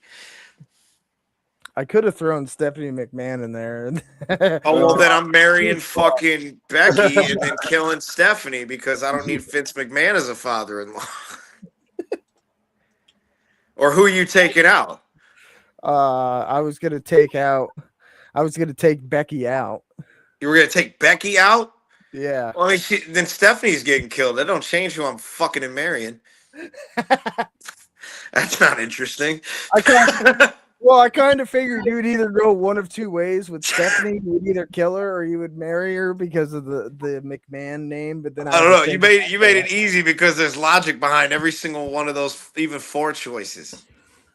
There's logic. There's logic for reasons to choose any of those choices, dude. I see into the other dimensions and the parallels and whatnots and the Mandela effect, yada, yada, yada. What happens if I pick this or this or this or this? I'm a character. I really want to get into voice acting really bad. That's the form of entertainment that I've found like the hardest to get into. But once It's impossible. No, it's not impossible. But once I'm exaggerating, but it's hard. It's hard. So, but once I have my studio set up here, which will be in the next few months, I plan on it. Once I have that set up here and I can sit here and consistently work, that's the first start. Second, it's just going to be like auditions and whatever and a few other things. You know, a lot of practice. I got voices for fucking days and I can impersonate some of your favorites, but you know, realistically, you got to be able to come with that original sound that ain't no other character somewhere has ever really put out. You got to use your own unique voice. And you know what? Like, I can't remember her fucking name, but I recently met a Pokemon voice actor. She was Dawn. She was Dawn in Pokemon. Oh God. What's her name? And she gave me some really good advice, dude. Like real shit. And you know what? Some of it wasn't even directed at me because like I was literally like there wasn't even really a line, but I had like 2 people cut in front of me to speak with her. And like it irked me, but with professionality, like one of the first person obviously has some kind of like mental handicap that like it really seemed like some super autism because like he was missing some serious social cues. But like he was really excited, you know, and when she was trying to end the conversation, he wasn't trying to. So it's like that's where I really picked up like that's a super touch of the tism. And you know, his parent had to come and like pull him away. You know you know what I mean? And this was like this is like a grown adult. And then another couple got in front of me. I'm like, you know what? I have more business to talk rather than fucking. I'm not fanboying over her because I didn't even know who the fuck she was until my homie who invited me to the. It was like a collector's event. It was really cool. I made off with like 50 Yu-Gi-Oh cards for $5. Yeah, I'm a Yu-Gi-Oh nerd. Fuck off. They're all, dude, just some good shit. It You was some playing really, School Links? huh? I haven't played it in a minute. Um, but I just acquired a new deck with some broken shit. By broken, I mean like hard to get around.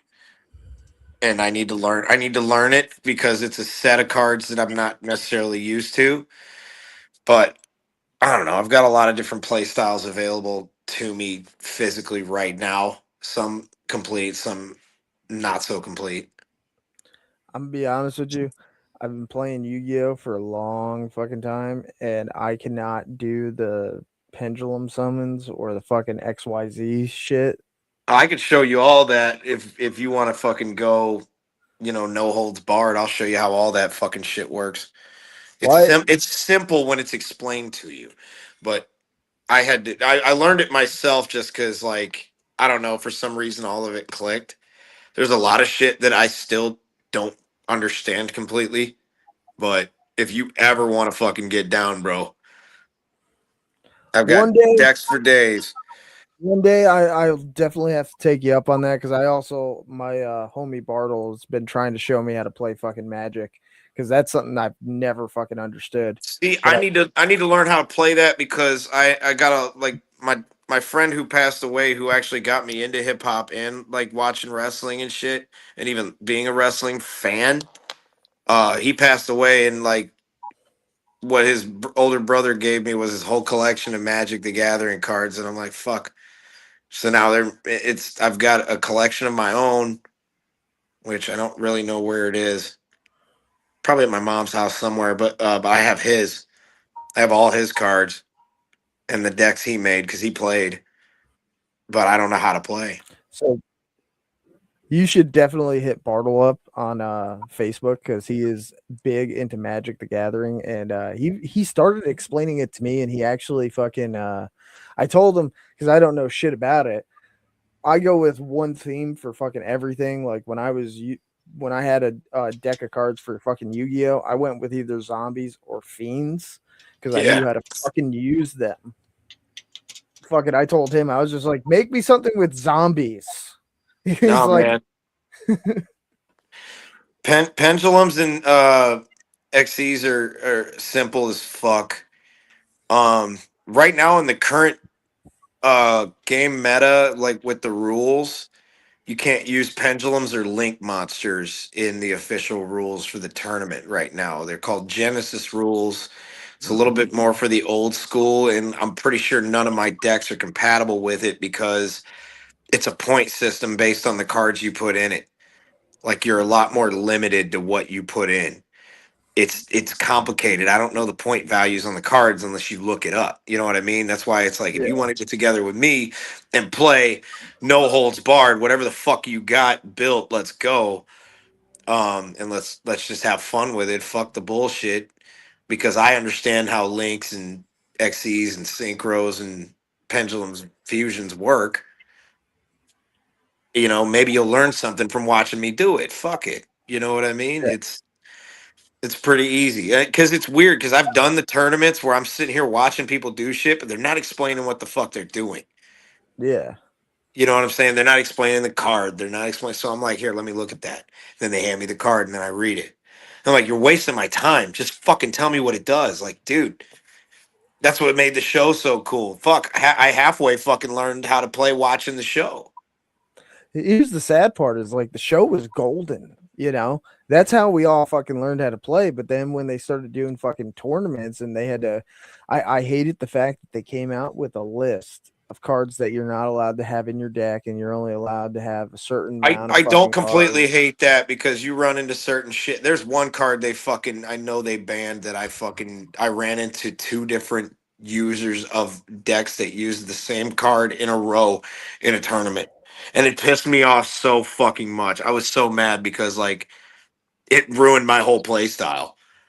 Yeah. Because, like, here's the thing. Like, after a few people played me, everybody in the room just about knew what I was working with. Not necessarily exactly, but I've got more decks that use this kind of a combination than one now. It's the same combination, but drawn out in a different way. But it's a TKO deck. Like, you make one mistake, one simple mistake, and I've got you right where I want you, and you're done. See, I had an issue. I went to one tournament and I went up against this kid. He had these battery monsters that were like Okay. super fucking weak. And I'm sitting there thinking, oh, I'm gonna roll right through this guy because all my fucking cards are effect monsters and they He all flipped you bounce on your off. fucking head, didn't he? He made it to where I couldn't attack, I couldn't fucking summon, I couldn't sacrifice, I couldn't change position. And I'm sitting there just like, I'm gonna run out of cards because I have to draw every turn and I can't do anything. Let me guess. It was a card called Mystic Mine. No, it was literally these 4 little fucking monsters, their effects when each one is on the field. One stops you from activating trap He cards. locked you. Mm-hmm. He locked you from everything. So Mystic Mine fucked me up because I needed special summoning, and that locks your opponent out of special summoning altogether. It's like a field card. And Yeah. it was broken as shit. And the deck that I was using completely relied on special summoning to actually work. So I had two tournament matches like that locked me the fuck out. And like I don't know how interested people are into this conversation. I'm nerding the fuck out. I hope I haven't really fucking talked about this kind of shit like on, anything live ever. So like this is a rare conversation with me on the fucking internet. I usually have this like with people in person that have the common interest. you know. I didn't know you had the common interest, brother. That's just the way it is. I've found out over the years, like a lot of people fucking look at people like us and they're like, oh, they don't have anything nerdy about them. And it's like, no, we are fucking nerds. Like we nerd out on shit. No, you don't even fucking Look who we know, got bro. in the chat, bro. Y'all don't even fucking know. Hold up. Y'all know what the fuck that is? Is that? I can't really see it. Hold up. I'm gonna get some better. I gotta keep it kind of dim in here because this light, my ceiling light, is like fucking ridiculously bright. Hey, what up, Nick? But now y'all see that better? Oh shit. Dude, look, I bought this for like $100. He was selling it for 120. Notice the white one? There was never a toy that was white. That's painted white. It's one of those. He gave me one with an extra fucking piece. So that actually looks like what it was supposed to look like in the show, in the actual Super Sentai and everything. And look at the chess piece. It's a die cast, but that is not the original chess piece to this fucking toy. It is from the Super Sentai. Because if you look at the one from the toy that came out in America, because that's what this is, it had the Z. So yeah, I got a little fun piece here. It's the best condition one I've found, and for the cheapest price. It's fucking insane. Because I've seen shit in like worse condition going for like $400 or $500 for the same goddamn piece. And then I bought this at Walmart the other day because I saw the green one. I had to do it. Oh yeah. Shout out Rest in peace to my hero. Mm-hmm. JDF, Tommy motherfucking Oliver. You want to know what's awesome is they fucking what fucking episode? It was like one of the final episodes of whatever fucking Power Ranger season that they were doing. I was big on the original Power Rangers when Tommy was the original Green Ranger and then moved into the White Ranger. They brought back everybody from all the previous Power Rangers, and they had him dressed up as the Green Ranger. I'm waiting for him to That's from summon my it. childhood. I've had this since I was a fucking kid, dude. I went and got this from my mom's house just for a decorative piece here.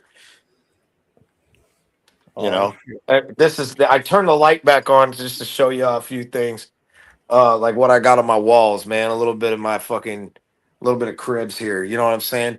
I won a Halloween costume contest randomly, and that's what I won. This fucking plaque with Link on it. I hell dressed yeah. as fucking Johnny Cage when I still had my green mohawk, and I just put my green vest on and my shorts, and I put like a pair of my kick pads on. I'm like, how the fuck am I Johnny Cage like this? This is fucking weird. You know what I'm saying? And then it's my grandpa on some shit that I don't even know the origin behind this piece, but that's something I got from my grandparents' house, and that's something to remember him by. Then that's me as a version of Rick.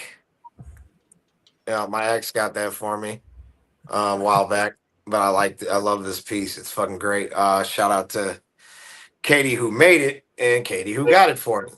But anyway, the piece that I really wanted to show you is right here, and that's another, again, more vibe cannabis stuff. We have a strain called RKO, right? And it's a strain that was designed for Randy Orton, right? This guy right here, I'm trying to line my phone up the right way. He is Randy Orton's weed guy. He Randy Orton's works my with best us. He works with us. He posts our shit like all the time. And this is him, Randy Orton's weed guy, giving me an RKO. And if you look right here, you'll see Randy Orton's signature on this poster. That's dope. He got that for me like Thanksgiving time last year. He hit me up. He's like, Jared, come to work. I'm like, all right, all right, all right. So and then I go in. It was like Black Friday, day after Thanksgiving. He's like, Jared, come to work. I'm like, okay. So I go, and he had the poster for me. It was signed by Randy. I had one that wasn't signed by him that I had in that same frame, but I gave it to my mom, so she's got it at her house. And I hung this one up. You know, so just a little special piece of mine. Fuck, we're having fun. We're bullshitting, shooting the shit. I showed y'all the Megazord in that corner, so I just wanted to show you that corner because it's my cool corner. Bash, Nick Williams, that's Bum the Wicked. Who? Oh, Bomb the Wicked! Bum the Wicked. Bomb the Wicked! I Shout out see to you, Bum the Bum 86. See? What up? What up? What up? What I you see. do? I see. Bartle Boss. He said Magic is better. I Magic haven't is played. better. I haven't played, man. Like, make someone's got to sit me down and fucking like show me what I got, because I got a whole shoebox full of shit that I haven't even looked through for real, because I don't.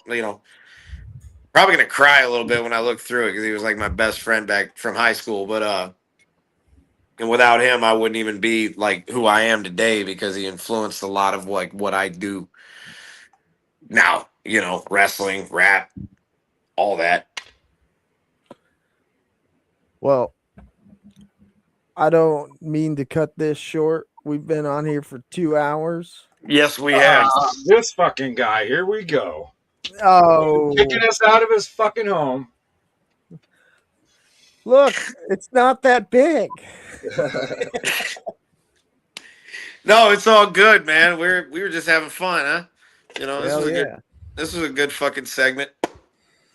Honestly, Frodo, I enjoyed having you on. I look forward to having you on again here soon. So we'll definitely be in contact. Is there anything that you want to let people know before we leave here? Okay, yeah. First off, January 10th at the South Broadway Athletic Club, MMWA Wrestling. Frodo the Ghost versus Playboy for the MMWA Heavyweight Championship. Come check it out if you're in the St. Louis area. That's Saturday, January 10th. Doors are at 6. Show starts at 7. That Ghost Bones album is coming. It's going to be dropping officially sometime early 2026. We're trying to get that out as soon as possible. We just got a couple more tracks to wrap up and then, get the final mixes and everything. And then we're going to be popping that out. We're going to pop some more singles out and get it, some more videos done. I am working on my next solo record as well. So be on the lookout for that. Probably I'm shooting for mid 2026 if I have it my way. I have my new record out as well. Honestly, So, yeah. if you want to shoot that to fucking me and Lee or even Mr. Eve, we will do a fucking live review of the shit, man. Fuck yeah, dude. And if you don't win that title, bro, don't come home. Yeah. You don't win that title. I live here with my cats, man. The There ain't cats are going to nobody kick else your here. ass out. They're going to be like, we can't have this loser fucking living with us. Mm-hmm. Yes, Lucifer. We have been put on the slab. We have been put on the slab, Lucifer. If you don't fucking win that title, bro, I got one elbow drop left in me, okay? One. And I will use it. Yeah. I'll come out of retirement and kick your ass in the ring. Let's go. Yeah. You don't want none of this, brother. Oh yeah, it's the Macho Man Frody Savage live and in full effect. You don't want this. You ain't got the nuts for this. Oh yeah. I'm always looking for a new face, especially with hair. Hey, Bags, you see my cat? He looks big, but in real life, he's like this tall.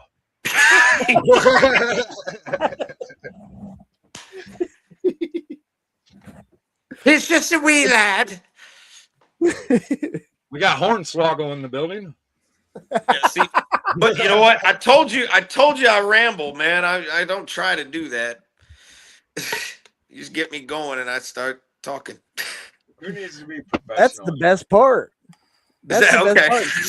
That's when the stories come out. That's when people really get to know you, and then that's when the real shit comes out. And that's like sometimes you get the funny ones out of me, and that's like there's certain times where it's like, all right, I could be a comedian sometimes, but it sucks because I can't. You put me on the spot and I fucking shit the bed. But when I'm just shooting the shit with you guys like this, it's like really not that. It's not hard, you know. And it comes more honestly, natural. you got to sit there. Yeah. You got to pretend like the crowd is somebody that you're shooting the shit with. Best fucking comedians I've ever seen are like videos of Sam Kinison. For everybody that doesn't know, that was a great fucking comedian. He actually built the fucking bridge for a lot of comedians today, like Christopher Titus and Ron White, to actually be hated by the audience and still make them fucking laugh. And I fucking love Ron White. That's one of my favorites ever, dude. Ron White, Dave Chappelle. Oh yeah, Dave Chappelle's another one. Oh, those are my goats. Though Ron White, hands down. Fucking, No. I wish he didn't fucking retire. Dude. No, but he's pushing young comedians now.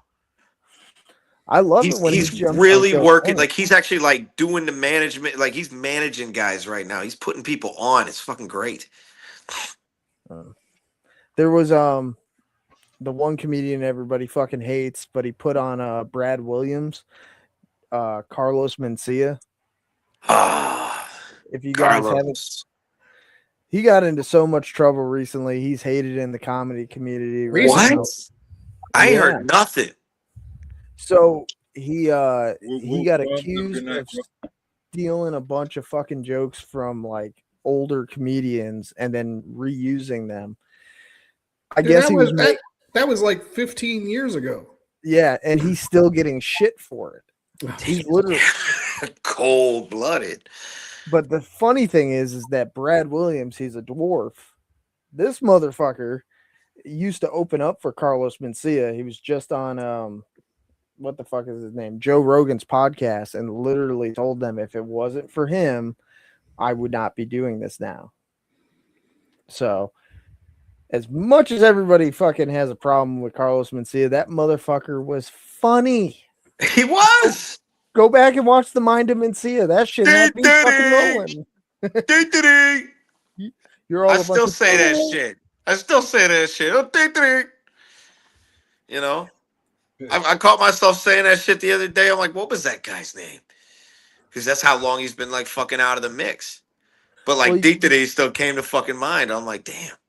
he just did a special not too long ago. It was on HBO Really? Max.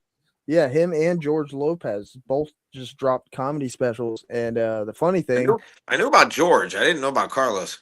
yeah, Carlos did it, and it was funny because he ended the set by taking someone's fucking Corona bottle and deep throating it on stage. What? And yeah, Did he think he was at the gathering? Like, no. So what ended up happening was he was telling a story about how he was actually raped as a child by a priest, and he was explaining it. And he said, "If y'all don't believe me," he grabbed this Corona bottle, deep throated it, and then looked at everybody and said, "You know what? I know that I'm going to heaven because I swallowed." And I sat there and I went,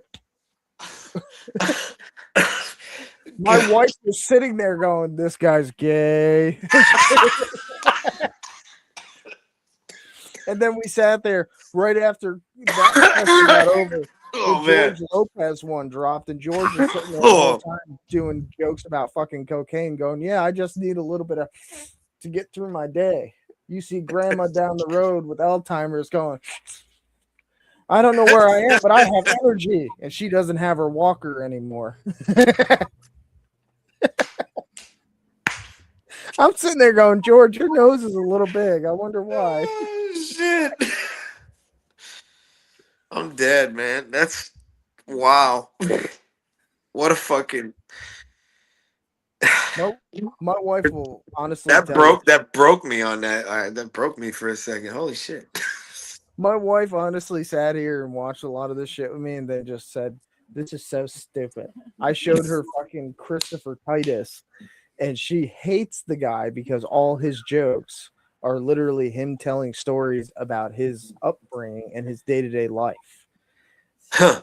which is fucking hilarious because it's like a lot of comedy is made from pain, and that's how a lot of comedians end up dealing with their shit. But I see where she comes from because he is a little condescending about some of the shit he says, especially when it comes down to his ex-wife. Oh, I'm good like, fucking you should have grief. met George Lopez and got a little bit of. We're good. Yeah, he likes that nose candy. Well, he's getting up there in fucking age. He needs something to fucking help him get up on that stage now. He's just like, "All right, I'm ready to tell you some jokes." He just does a fucking rail off the toilet in the back before he goes out there. Do you remember the Ron White joke from years ago that he did about gay people? He was like, I was in one of those situations where I was offered a threesome. I turned it down because it was two dudes and me. Then he starts talking about gay guys, and he's like, "You know what? Why don't we go into the bathroom? I'll do a line off your dick, and then you could just fuck me in the butt." I think I remember that one. I'm sitting there fucking dying.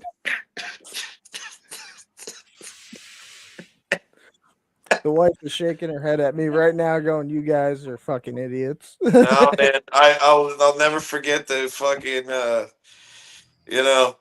he was watching fucking Joel Osteen or some shit.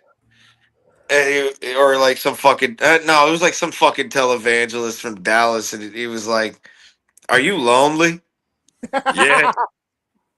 Have you wasted half your life in bars pursuing sins of the flesh? Yeah. This guy It's is good.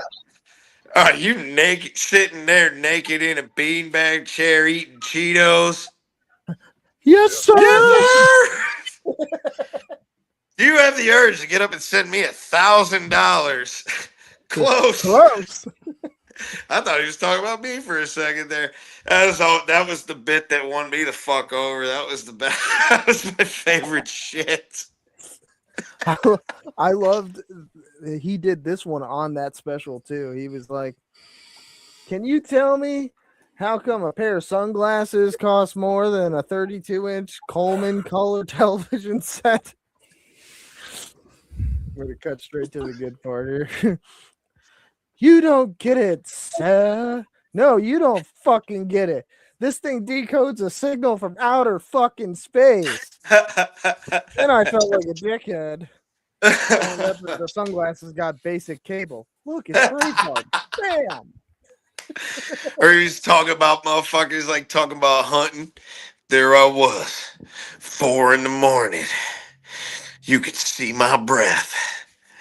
I hit this deer from like blah blah blah miles away with a 30-06 going fucking some odd miles an hour, and he's like, yeah.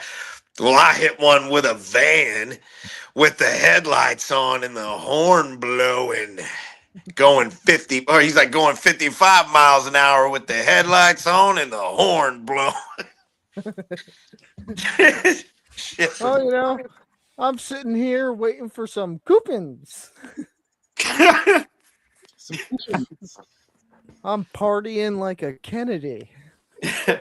Are you Ron Tater Salad White? You caught me. You caught the tater. You can take them roadblocks down. They got fucking computers that kicked on at NASA, satellites at outer space, an old telegraph machine going beep, beep, beep, beep, beep, beep, beep, beep, beep. Yep. And gentlemen, this is how legendary that man is, because we are sitting here quoting his bits on a fucking live podcast right now. Shout out to Ron White, our fucking clearly our comedy hero. Yeah. I fucking sat there. I saw him on Kill Tony, and I was just like, man. Like if I'm buying anything about him right now. The fucking strange part was like he did a special where, well, actually I'm waiting for him to release his final special. It's supposed to be only on DVD or social media platforms or whatever. He was fucking talking about doing it, and it's from this last tour that he ended up doing before he fucking retired. And I'm like, well, Bill Avall fucking did it. Why not him? Come on, I want to see that last special. We all know fucking Larry the Cable Guy is not gonna fucking retire. He's gonna ride that shit straight into bankruptcy. What the fuck is he up to? Oh, he's still doing comedy, but he's doing it. He's doing random fucking clubs. I catch his shit on fucking YouTube. Is he funnier nowadays? Did he get funnier? Or is he like he was always funny, but like, did he get funnier? It kind of. Well, now he's doing jokes about his kids because he's got kids, and I'm sitting there going, "Who the fuck slept with Larry the Cable Guy? Who pet him?"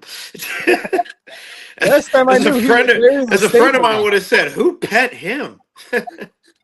Last time I knew, he was known as Larry the Stable Guy. I saw him and Ron White and some female comedian that was they were on the Jeff Foxworthy fucking documentary special, because he's talking about his entire career and how he got started. And they were fucking, him and Ron were like, dude, we latched onto your coattails, we rednecked it up, duct taped it, made sure that we held on for dear life because we knew you were the money train.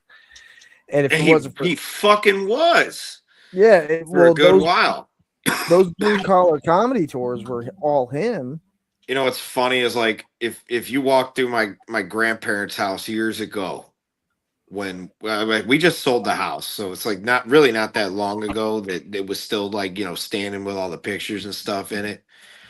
We sold it earlier this year. There was a picture of my uncle, my mom's sister's husband. So like I'm no blood relation to him. So but there's pictures of him. He looked just like Jeff Foxworthy. I shit you fucking not. If he grew his hair out the right, well, I don't know if he can anymore grow his hair out like that. No disrespect. If he grew his hair out the right way, he'd look just like Jeff Foxworthy. I shit you not. My uncle. It's funny because I remember Ron White actually made this joke about Jeff Foxworthy. He's like, "Yeah, there's nothing wrong with Jeff. He just has a 1950s porno stash." I have been using that quote now for 10 years to describe people that have a mustache like Jeff Foxworthy. Oh, dude, my father was the fucking king porn stash, I swear. Like, you see this shit right here I got going on? Yeah, it's derived from fucking mustache greatness, okay? Y'all don't even know. All right? Don't let my wife get close to it because she makes me shave mine, and I don't like it. I feel like because you've seen me in person. I rock a fucking beard, and I love Yeah. my beard. Yeah. This woman, she just comes up to me with a razor and shaving cream, going, "The mustache has to go." And I'm like, "No, it's a part of my face." It's a part of me. You take away part of my soul. My mustache is partially a tribute to my father. You know, some days, I mean, I shaved it off like a while back. I fucked my whole facial hair up, and I shaved it all off. I looked weird. That was the year fucking DJ Clay. Oh, this is a fucking story. Real quick story. We're at the gathering and I run into DJ Clay. We're like backstage at like the second stage, fucking 2024. He's looking at me. He looks at me. He comes up to me. He's like, "I know what happened to you." I'm like, "What?" He's like, "You got fat." And I'm like, "What?" That was the year he called me fat. It was funny as fuck. I'm not gonna lie to you. I did not realize how short he actually is until I Oh, saw yeah. him at the Culver Lounge, and he walked right up to my wife, gave her a hug, and was like, "How you doing, sweetie?" And I'm sitting there looking at him, and I'm going, "Motherfucker!" Yeah, he's But shorter than I thought he was. But shout out to DJ Clay. I fucking love the dude. That's my boy. Anyway, yeah, no, he called me fat that year. Since then, I've trimmed up. I've lost some weight. You know, I look a little better. well, you're wrestling, so you're definitely getting in the guns. What do you think about Gunther tapping out Cena, dude? That's fucking bullshit in my opinion. Oh no, it ain't. Oh no, it ain't. Okay, so Bash and I start. Hey, see Bash. You see how it comes around full fucking circle. It Full does. fucking circle. And it's such bullshit that he had to be escorted to his fucking bus because the fans were fucking that pissed. And it's like, dude, that's how over he is as a villain, and that's why I say he's more over than Dom ever was as a heel. You know what I'm saying? Dom's getting cheered for now, regardless of what he's fucking doing. He don't get booed until he disses your city. I will say like that, this dude. before you finish that thought. I will say this: we need to have another Rey Mysterio versus Dominic Mysterio for that Intercontinental title, and it needs to be a fair fucking Nope. match. AAA Mega Championship. Okay, I like that idea better. Fucking idea. just because of the fucking heritage, man. If it's Honestly, gonna be like that, put both belts up. Put them both up. yeah, put them both up and Put them both up. Put them both on Ray. yeah. Well, Ray's gonna end up if they put them both on Ray. Ray's gonna end up dropping that Intercontinental title to Logan Paul. Yeah, Logan Paul's on the track for the Intercontinental Championship, but he won't take it from Dom. I can't They'll have stand to- Paul, but he's a good athlete. That's for sure. Dog, it's unfair how good he is. He's just it's unfair how good he is. He took to it so naturally, dude. Like more naturally than any of us could have, dude. He's that fucking good. Like he's really fucking good, man. Who's training him? Do you know? I don't know exactly. I don't know who it is, But no real good wrestler is trained just by one person. So I think a lot of people have sat and worked with him.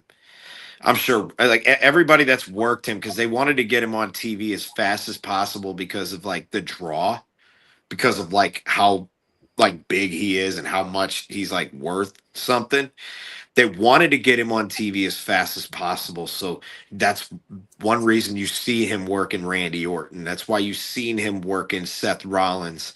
You know, that's why he started off working a lot of big guys. And now, like, it took a little bit. You could tell when he was really learning and when he was missing cues and when he was kind of like, there was a few things he fucked up, but it was really subtle.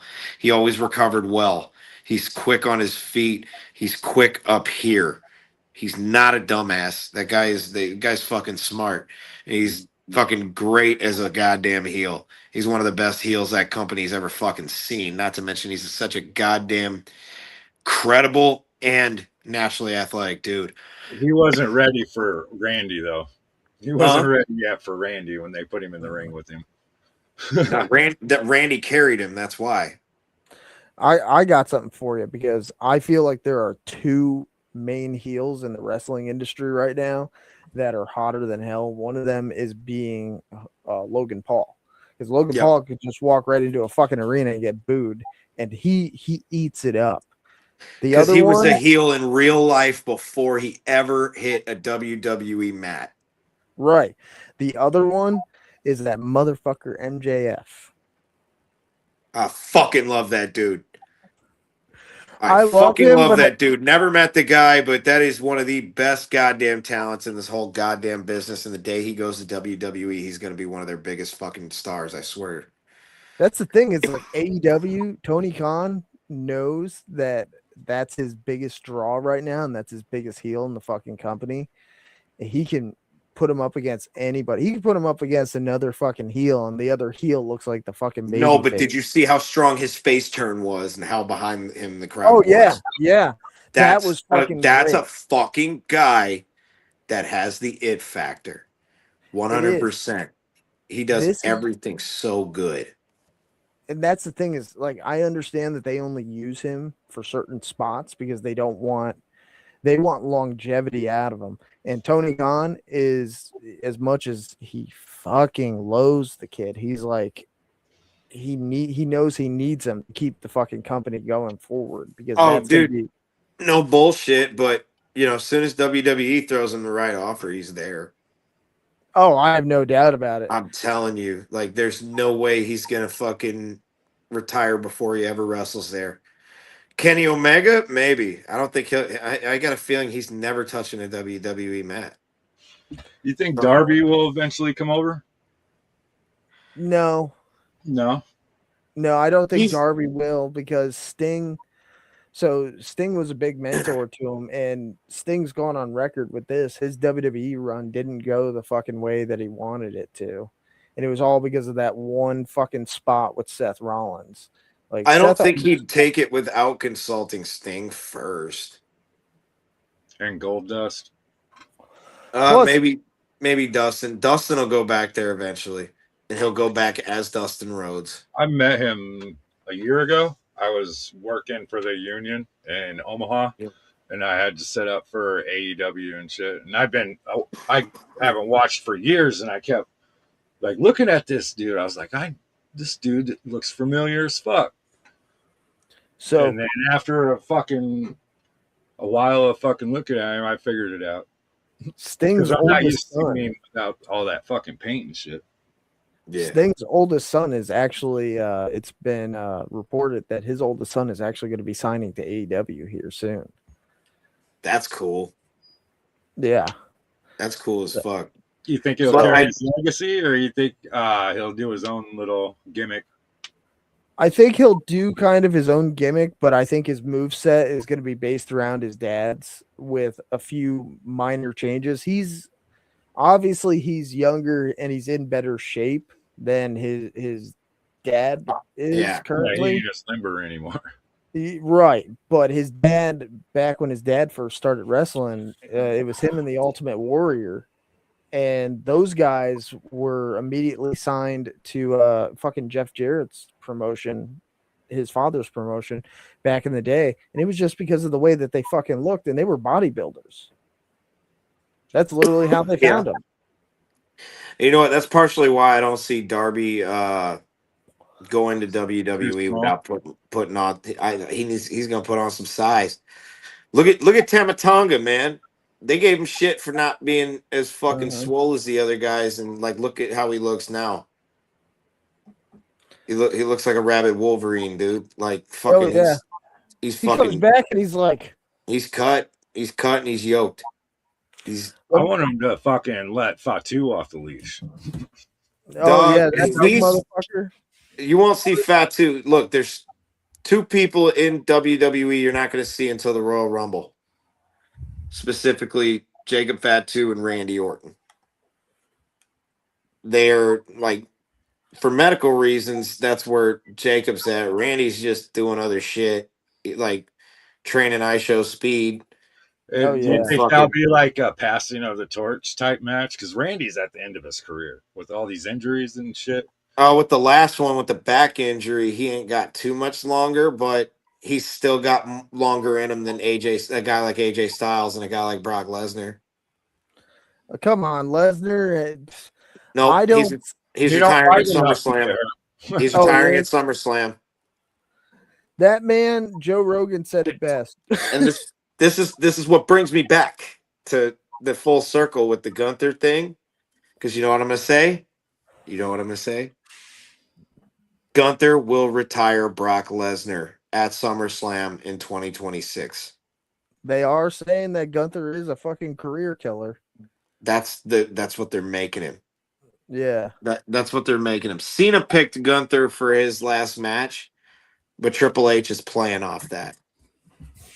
And that's the point. And here's the thing: Gunther versus Brock was supposed to happen 2 years ago, almost 3 years ago. Because of the whole Janelle Grant lawsuit, they weren't touching Brock. Yeah. They weren't touching Brock, so they changed up Gunther's plans. But now, he's fucking jacked. and here's my prediction. Go on record. This is my prediction. And it could go any way. They could swerve the fuck out of me, and but this is logically what I think is going to happen. Brock will face Gunther at WrestleMania. Brock will beat Gunther at WrestleMania. Paul Heyman will be in Brock's corner. Brock and Gunther will fight again at SummerSlam. Gunther will beat Brock at SummerSlam. Between those two matches, Gunther will have a lot of story and a lot of buildup. Brock really doesn't do anything entertainment-wise besides what he's got outside of WWE and what he's got working inside of WWE. So if they feel like paying him, they're going to feature him. Gunther and Brock will feud between before Mania all the way to SummerSlam. And the feud will end with Brock's career. I don't. Yeah, I could see that happening, but I could see it going to like 3 matches. I don't see Gunther sweeping fucking Lesnar. No, he's not going to sweep him. Brock's going to beat him at Mania, like I said. Gunther will not beat him right away. And you know what? I like your thoughts of that, like there being a third match. Like they they could easily make a spectacle match of that at the Royal Rumble. But I think if you do it before Mania, you cheapen the whole thing. Yeah. So you have to start it at WrestleMania. Pick a pay-per-view in the middle for Gunther to get kind of bodied for whatever reason. He's just got to overcome the adversity. That's how you build Gunther. You gotta put some roadblocks in there. Give him a Roman Reigns to fight when Roman Reigns takes the WWE Championship off Cody Rhodes at WrestleMania. This coming WrestleMania. Or give him Braun Breaker to fucking, to fight for the heavyweight championship and just give Braun Breaker right now. Gunther and Braun Breaker or CM Punk and Braun Breaker. It's CM Punk and Braun Breaker. I think they're Lesnar and Gunther have not started their feud yet. It has not started. No, it hasn't. But there has been nothing, but that is the most credible opponent for each other. But you're gonna end up seeing. So you're gonna end up seeing down the road 3 matches between Gunther and Brock, and obviously they're gonna give the first win to Brock, but then They're going to Gunther. give the first 2 wins to Brock. Gunther's not going to beat him until it's the retirement match. Well, I'm thinking If it goes 3, or the second one they no contest. They just beat the shit out of each other that bad. that could be a great possibility too. I'm thinking like a rubber band match, like they each get 1 W over each other, and then it ends with fucking them going to all out war in that third and final match where Gunther like really puts Brock down. Yep. I'm thinking that they go the same because they did the same thing with Oh, Brock and Cody. Brock cannot go down easy. Like the last match has to be Brock fucking mauling a dude and Brock getting completely mauled.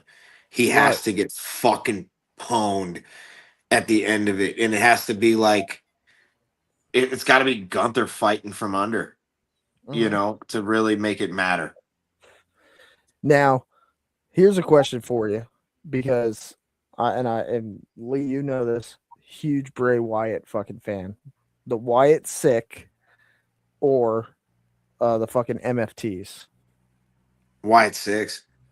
Hands down, no question. Wyatt I'm 6. They need to fucking, yeah, they have the tag team belts, but it's time for them to actually get some real momentum. And that's why they're being put up against Solo and his MFTs, because that's the biggest group they can beat. Not to mention they can totally, because look, they're down 1 member compared to the MFTs if they're going to go all of them all together at the same time, which is what I see happening, because Nikki Cross is not going to compete in that match because, you know, she's a chick. They're not going to do that. They're not going to intergender it. I mean, hell, they could swerve me and they're like, oh, look what we did. But I see someone like an Adam Scherr, aka Braun Strowman, coming back and joining up with them and, you know, being the equalizer. You know what I mean? Because like, and I then hear that. him and Eric Rowan form a monster tag team within that eventually. Oh yeah. Like, Well, here's the thing. You remember the Wyatt sick? They put him up against Karrion Kross and the Miz and fucking what the fuck yeah, was that tag team? So that was originally planned to fucking go down. They were planning on building a whole new Wyatt family. was it after. Fraxium? Nathan No. Frazier and Axiom? No. It was the 2 fucking AOP. Oh, those guys. Yeah. Akam and Razor. Yeah.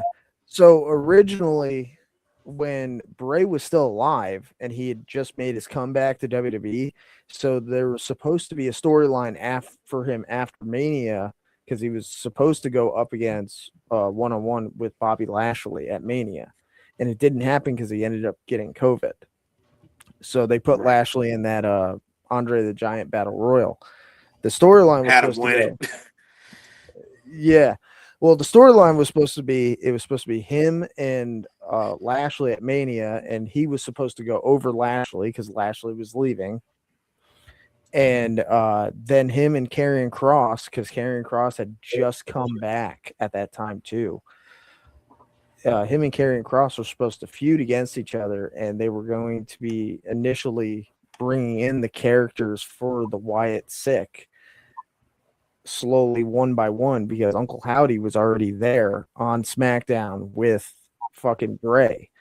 And Bray ended up saying, I don't want you to build a faction to go up against me. You're going to get buried. And he had a point, because everybody that they put him up against when he was the Fiend didn't recover from any of those fucking matches. The only person that did was fucking Randy. And that's because Randy got a W all 3 of the fucking matches. Yeah, Randy didn't lose to Bray. Yeah, where everybody else, like even Seth said it in an interview, him facing fucking Bray while Bray was the Fiend kind of killed his momentum for his career. And that's the reason why he had to go down the fucking route that he did. with the way how he was doing everything, because like the fans, they were supposed to be cheering Seth, booing fucking Wyatt, and it didn't work out that way because they created such a great moneymaker right there and somebody that the fans wanted to fucking see. It was so fucking brilliant. He was the eater of worlds for a reason. Mm-hmm. Because all his opponents, like, he shook the ground beneath their feet. Like when with every feud. John Lashley was Cena. WWE champion, and they were trying to they announced that Lashley was going to defend the title against Brock, not Brock, against Goldberg.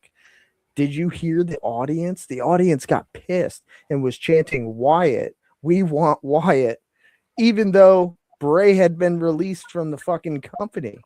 I'm sitting there going, wow, WWE, you guys fucked up. Yeah, Right that's because there. they fucked up bad because Bray was so over in the fact that they chopped. And back then, and even Gabe said at his seminar, he was a talent. He was at the time he was doing the seminar. He was a talent scout for WWE, and he flat out said, he's like, dude, I could literally, my phone could ring right now, and they could call me and tell me I'm fired. Like, he's like, it's happened, like, because it's happened to him before. He's left and came back to the company a couple times, and he's with them right now, as far as I know. Yeah. As a talent scout, but he knows the business. He knows what they want to see to get over there. The sad part is that there's, because now everybody wants the fans were really getting behind Karrion Cross right before his contract. Oh, they fucked up letting him go. Oh yeah, I watched the interview that he was doing, and he fucking openly admitted the offer that they gave him wasn't good enough to make him fucking stay, and they weren't really doing anything with him. And he was like, I was fucking doing everything I possibly could. I loved the whole that he was doing right up to the end, where he's like, it's better to face the devil you know compared to the devil you don't know. And he was always Right. trying to be the devil's advocate to everybody. And I'm sitting there going, I see what you're fucking doing, and I like that. He was the devil on the shoulder, man. That was his whole thing. He That was was his that devil on your shoulder, and it was such a fucking beautiful gimmick. It worked really fucking well for him, especially like anytime like he'd get decked by whoever he was fucking with right there, and him and his lady would go down. As soon as his lady check on him, he'd look up and he'd just start smiling and laughing, Mhm. and then she'd start smiling and laughing with him, and it was just so diabolical. It's like you built that shit so fucking well to do nothing with it, and then let the fucking top star of the whole damn thing go. The sad And part is that now he's on the independent circuit and he's doing all these shows. rushing it. He actually, I think I heard he signed with AEW. Oh, did he? I think he did. I think he's already been on. I gotta check that out, because I know that fucking HBO Max. Check it out, Dynamite. I know that WWE right now has got Andrade in some litigation because he's not supposed to wrestle or sign with anybody for a year, and he re-signed with AEW and then showed up on TV. So now Tony Khan's kind of fucked with that. Yeah. Apparently, They had a clause that I guess Andrade didn't really know about in there. Because the no compete clause, that's even for a whole fucking year. That's crazy compared to what they used to do. They It used to used do like to- for 3 months or 6 months or whatever. So I remember when Brody Lee fucking left, was released from WWE. His was only 90 days, and then he Yeah, showed that's up. usually what it was. Yeah, and then he showed up right on at AEW, and he was fucking killing it. He was killing it while he was still going. Oh, because everyone was pissed he got fired, and they got right behind him, and he was such a good guy to everybody. And it's like after he passed, you really found out like the kind of influence he had and like what he actually meant to every single person that he ever like brushed shoulders with in the whole fucking industry. Yeah, You know, I'm grateful for those moments where I've gotten to brush shoulders with guys like I look up to. Like for example, I've met Bob Backlund. and Okay. he made us all look like bitches doing L position pull ups on the fucking door sill in the fucking South Broadway Athletic Club, and he literally said, it like as he talked, he was very soft spoken when he was just talking to you close, but basically gave him the floor in our pre-show meeting, and he just started getting louder and louder as he kept talking, and he said, "I'm 63 years old and I feel as fresh as a spring rooster," and he jumps up to the windowsill, which was not no fucking short jump because it was kind of tall, and he starts doing perfect L position pull-ups better than anybody in that fucking room probably could. And he said, "I feel as fresh as a spring rooster." That's fucking crazy because I remember the run he did on TNA, which by the way, shout out to fucking Jim Cornette, who to this day I say was the best commissioner for fucking TNA. That Right. dude, he was fucking great. I wanted to slap fucking Dixie Carter with a steel chair when I found out why she fired him. I was like, "You dumbass, your company's gonna go in the trash." And look what happened. It did, and now they're finally just now bouncing back from Well, that. the company has been a victim of a lot of egos. You know what I'm saying? And if that's you just pay attention over the years who's owned it, who's had their hands in it. Fucking, even Billy Corgan, who currently owns NWA. You know what I mean? So there's like Apparently, a whole, huh? apparently Billy Corgan's actually getting ready to wash his hands of fucking the NWA. Oh well, I mean, I haven't even heard about that. That's just all I know. I mean, hell, they got a fucking branch promotion that runs out in Troy. It's called a WLW. I don't know what their schedule is, but look them up. It's NWA's WLW. Runs out in Troy, Missouri. Go check it out, man. A lot of guys that you watch from like WWE had some training there. You I know what I thought you were mean? about to say Troy, New York, and I was about to say, "Hey, honey, we need to go. We need to go to Nope, that." Troy, Missouri. Actually, and they have their own spot that they run in and train in, and host the shows at. So it's a pretty dope setup. So yeah, go check that out if you go look up their schedule. I don't know when they're running next, but I got a lot of friends that I've trained with that all train there and they work those shows and shit. So shout out to NWA's WLW. Um, Shameless plug for some of my friends right there. That's the whole reason I even said that. Anyway, but yeah, I'll say TNA right now is in the best position they've ever been in. They got a new TV deal.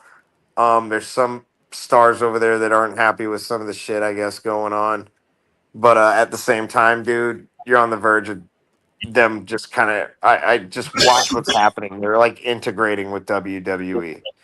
Oh Even yeah, John Cena had a TNA guy because he picked that whole card. He picked that whole card. Cody versus Obafemi, fucking Bailey versus Sol Roca. Um, who else? Who else was it? Fucking oh with yeah, Joe fucking Henry. Javon Evans and fucking what's his name? Leon Slater from TNA against AJ Styles and Dragon Lee, Yeah, and then they had So I which was didn't a know this. banger. And then it was It John was Cena and Gunther. Well, they also had Joe Henry show up, and they actually let it slip that Joe Henry actually uh, left TNA and signed a deal with NXT. Oh, if you looked, that was if people that religiously watch WWE's like website and their roster pages that they post because they update that shit really consistently. They're well up to date. Everyone knew it once he got put on their actual roster page. Mm. Like that when Joe Hendry finally popped up on their website, everybody knew that's where he's signed now. So Oh yeah, yeah. he is an NXT talent. He's going to be one of their top talents. He'll hold the NXT championship. Oh, He I may have even no doubt. hold the TNA Heavyweight Championship again as an NXT wrestler. Picture that shit. TMI. I have no doubt that that's going to end up happening because originally, this is what I think is funny: is TNA and AEW, especially during the pandemic, were doing the same type of team up, and they had not one but two fucking former TNA stars that are now with AEW hold the fucking TNA heavyweight title and defend it on AEW. Now, I'm just waiting for fucking WWE to make an offer to AEW to fucking start integrating with them to have all the shows work together. Because it seems like that's what Triple H wants, but he's a little hesitant right now because the medical staff and the medical team at AEW apparently is not up to fucking par. I don't know if you remember this match. It was oh, my dog. Fucking. It was John Moxley defending the not the heavyweight title, but it was the international championship. Right. Up against fucking Ray Phoenix, and Ray Phoenix actually knocked him out and gave him a fucking concussion, and they made him finish the match. Jeez. And Ray wasn't even supposed to win. Moxley was supposed to retain. Right. And that was like a whole fucking thing. And they brought it up in a WWE press conference to Triple H, and he's just like, I don't know what their medical staff is like. I don't know how they run it over there. But I hope John Moxley's okay. And the sad part is you got so many wrestlers in WWE that are actually mentioning certain stars that are over there on TV and in interviews, when before it was, if you don't work with this company, we don't acknowledge you. Now they're acknowledging everybody. So I'm waiting for that fucking offer to be like handed out. But then again, how do you do a deal with Tony Khan when you have fucking several of his former employees and you have CM Punk as one of your two champions? You know, how's that going to fucking work out? Because he's got an NDA where he can't talk about half the shit that fucking went on. Right. So I think that if it's going to happen, which I'm hoping it does, I think if it's going to happen, they're probably going to wait until after Punk retires. Yeah. Who knows? I don't necessarily.